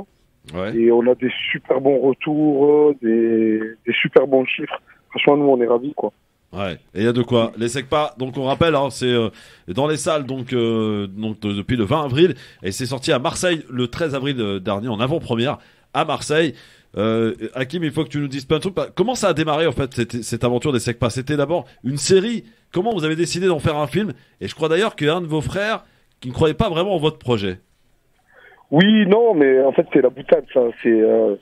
En fait, en gros, c'est mon petit frère Hicham, il a cette idée de faire une série qui est inspirée d'un des sketchs de mon grand frère Ali qui fait du stand-up et qui est metteur en scène. Et il vient me voir, il me dit écoute, moi j'ai l'idée de faire ça. Du coup, on s'est mis à écrire. Et dès le début, nous, notre but ultime, c'était de faire du cinéma, quoi. Ouais. En gros, comme on n'avait pas accès aux productions et c'était un peu compliqué de venir taper aux portes des productions avec un scénario sans avoir un nom, sans avoir de CV et venir de notre milieu, quoi. Je pense qu'on n'allait pas être écouté et pas très bien être reçu. Donc du coup, on a préféré venir avec des millions d'abonnés et avec un succès sur YouTube, quoi. Et ça a été, c'est le succès qu'on connaît aujourd'hui. Hakim, on se fait la page de pub. Il me reste 6-7 minutes d'émission. Faut vraiment que vous vous dépêchiez. À tout de suite, Hakim. En direct sur France Maghreb 2. 3 minutes. Allez, ça marche. 3 minutes de pub, c'est bon. C'est ce que j'ai. À tout de suite.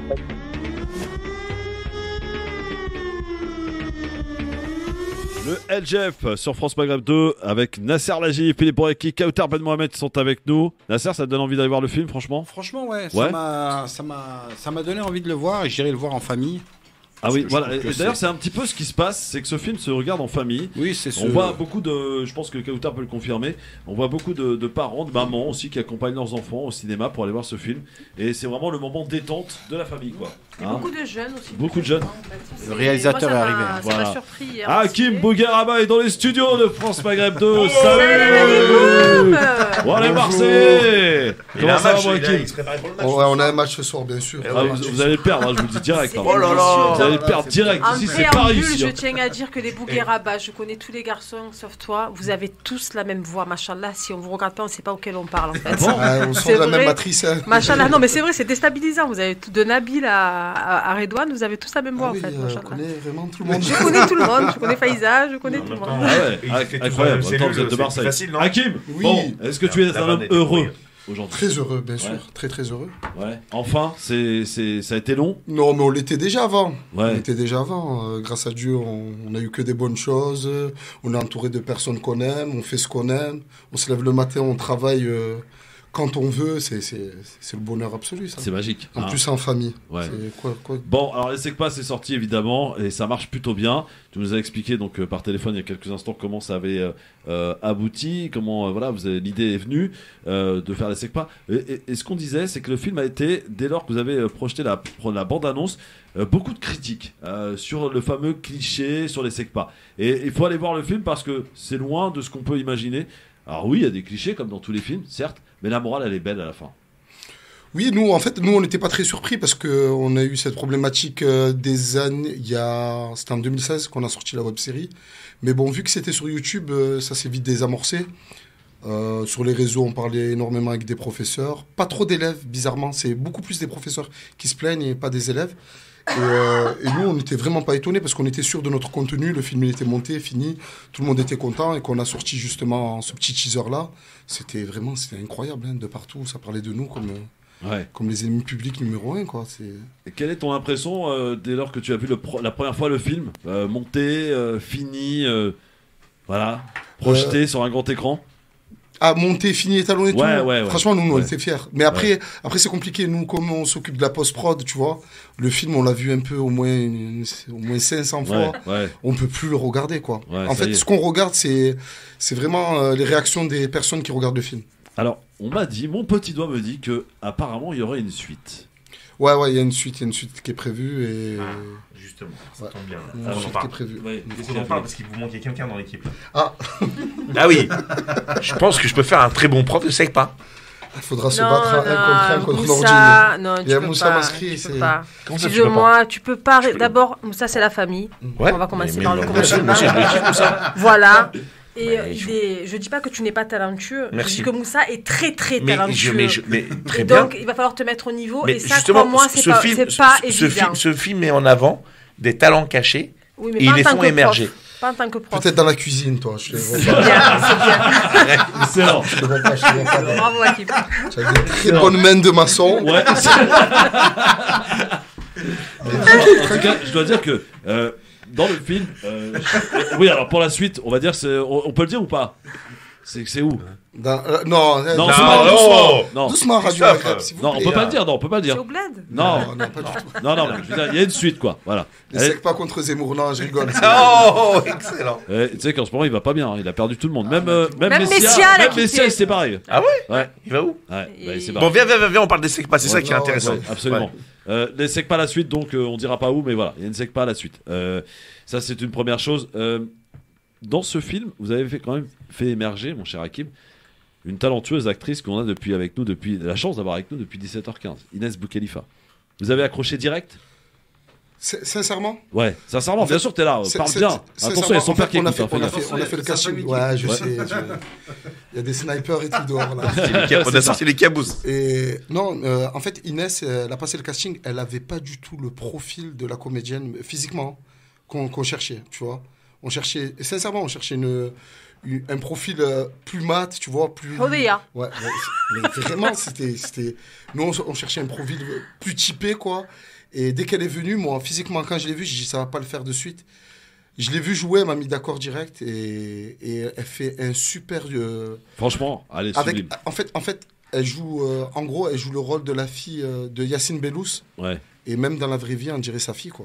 Ouais. Même physiquement, il y a quelque chose. Là, hein? Tu l'as tué, Meskin. Yacine, il est incroyable, Yacine. On dit bonjour à Larsen qui est dans le film. Larsen! Comment ça va, Larsen? Tu vas bien et toi, tranquille? Tranquille. Il paraît que t'es aussi discret dans la vie que dans le film, d'ailleurs. T'es très discret dans le film. C'est ça, je suis très discret en fait. Il a juste abandonné la Géléba. En fait, j'ai un rôle très discret. Ouais. Comme tous les dealers. C'est pas bien, Philippe. Franchement, c'est dégueulasse. Je me suis fait tailler tout à l'heure. De suite. Tu peux remplacer Messi avec Zemmour, toi aussi. Exactement. Larsen, en tout cas, quelle est ta meilleure expérience dans ce film, là, dans du tournage? Tu regardes, comme je demandais à Inès tout à l'heure, est-ce qu'il y a un événement qui t'a marqué, un truc qui t'a frappé pendant le tournage? Une anecdote? Non, l'enlèvement de Saïd, non? Par l'aigle. Déjà, un truc qui m'a marqué, c'est ses mains à lui. Ouais. Il frappe hyper fort. Ah ouais? Aussi. C'est et clair. honnêtement, franchement, j'ai aimé tout ce qui s'est passé, j'ai aimé. Après, il y a un truc que j'ai même beaucoup aimé, c'est qu'on s'est tous retrouvés en fait. Ouais. Tous ensemble, en fait, on était là depuis le début. Ouais, c'est vrai, c'est une histoire humaine. On a commencé avec des petits moyens en 2015 et après se retrouver là. Et le truc, c'est que on a gardé quasiment la totalité du casting. Voilà, on en a perdu un. C'était indépendant de notre volonté. Et franchement, nous, on est fiers de ça, quoi. Bon, qu'est-ce qu'on peut vous souhaiter pour la suite, Hakim? Ça continue, vraiment, ça continue. Que vous kiffez? Qu'on kiffe, qu'on fasse d'autres films, et c'est bien parti. Et là, pour l'instant, il est distribué dans tous les cinémas de France, on peut aller le voir. Dans beaucoup de cinémas, ouais. On a pas mal de copies. Je pense dans toutes les villes de France, on peut trouver un cinéma qui projette les Secpa. Et les Secpa, on va le voir, on encourage, on y va en famille. En plus, c'est les vacances scolaires là en région parisienne. Et on retourne le voir absolument. Moi, j'ai déjà vu 2 fois. Il n'est pas exclu que je retourne le voir une 3e fois. Voilà, avec Philippe, juste pour voir Philippe rigoler dans ça peut être sympa. Oui, c'est toi, Philippe. Ouais, c'est lui. C'est le cuisinier. C'est le cuisinier dans le prochain film des Secpa. De Zemmour, c'est comme vous voulez. Voilà. Philippe. Voilà. Et peut-être que je vais faire postuler mon fils voilà. du saxo qui a 11 ans à ton nouveau. Il n'y a pas de souci, nous les il est à fond sur vous en tout cas. Vraiment, il n'y a pas de souci. En tout cas, à Marseille, il y a des affiches partout des Secpa à Marseille. C'est un truc de fou. Voilà. Merci beaucoup en tout cas, Inès Boukhelifa. Merci, on te suit de très près, on te suit sur Instagram. Hakim aussi, évidemment. Je vais dire un truc, attends. Moi, j'habite dans le 2e à la Joliette, dans le quartier des Bouguerabas. On a un super complexe tu vois, un super cinéma. Et ben moi, j'ai été super fière d'aller le voir. Parce que tu vois, pour des enfants des quartiers populaires du centre-ville, travailler en famille, être tous talentueux et avoir un jour comme ça vos têtes et vos noms dans le 2e arrondissement, j'en ai la chair de poule. Je suis hyper fière, machallah. Il y a de quoi, il y a de quoi. Bravo Hakim, bravo à vous. Merci mon Nasser, merci Philippe. Et merci beaucoup Kauter pour ta première, tu vois, on t'a gâté. On t'a ramené les Bougueraba. Hakim. La famille. Voilà, la famille, c'est ça. Et la semaine prochaine, ma Kauter. Hein, tu reviens ici à la maison, t'es chez toi maintenant, ça y est. Merci mon Nasser. Merci à toi. Philippe et Nasser, vous validez Kauter, on est d'accord? Évidemment. Bon, très bien.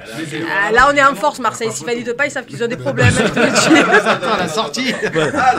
Merci à l'équipe des Secpa, évidemment, dans un instant. C'est par l'islam. Merci. Désolé, Hakim, mais bon, vous êtes arrivé un peu en retard. Non, il n'y a pas de souci, ça fait plaisir. Désolé. C'était court, mais c'était intense. Mais Inès, elle a fait fort bien le métier. Je peux te dire que voilà, elle a bien vendu le truc. Elle est très bien, Inès. Elle a donné envie. Voilà, et je salue encore ses parents et qui vous ont d'ailleurs bien accueilli. Apparemment, après le tournage, vous avez mangé chez eux, paraît-il, hein, on m'a dit. Voilà, bon couscous. Moi, j'ai pas été le voir parce que mon fils est en stage de judo. Dès qu'il rentre, je te promets qu'on va le voir. Ça va, arrête, tu vas le voir maintenant, il va le voir ton fils après, avec ta voisine et compagnie. Merci à tous, rendez-vous demain pour le LGF. Il est 18h et dans un instant, on change de registre. C'est Parler Islam sur France Maghreb 2 avec le docteur Albaredi.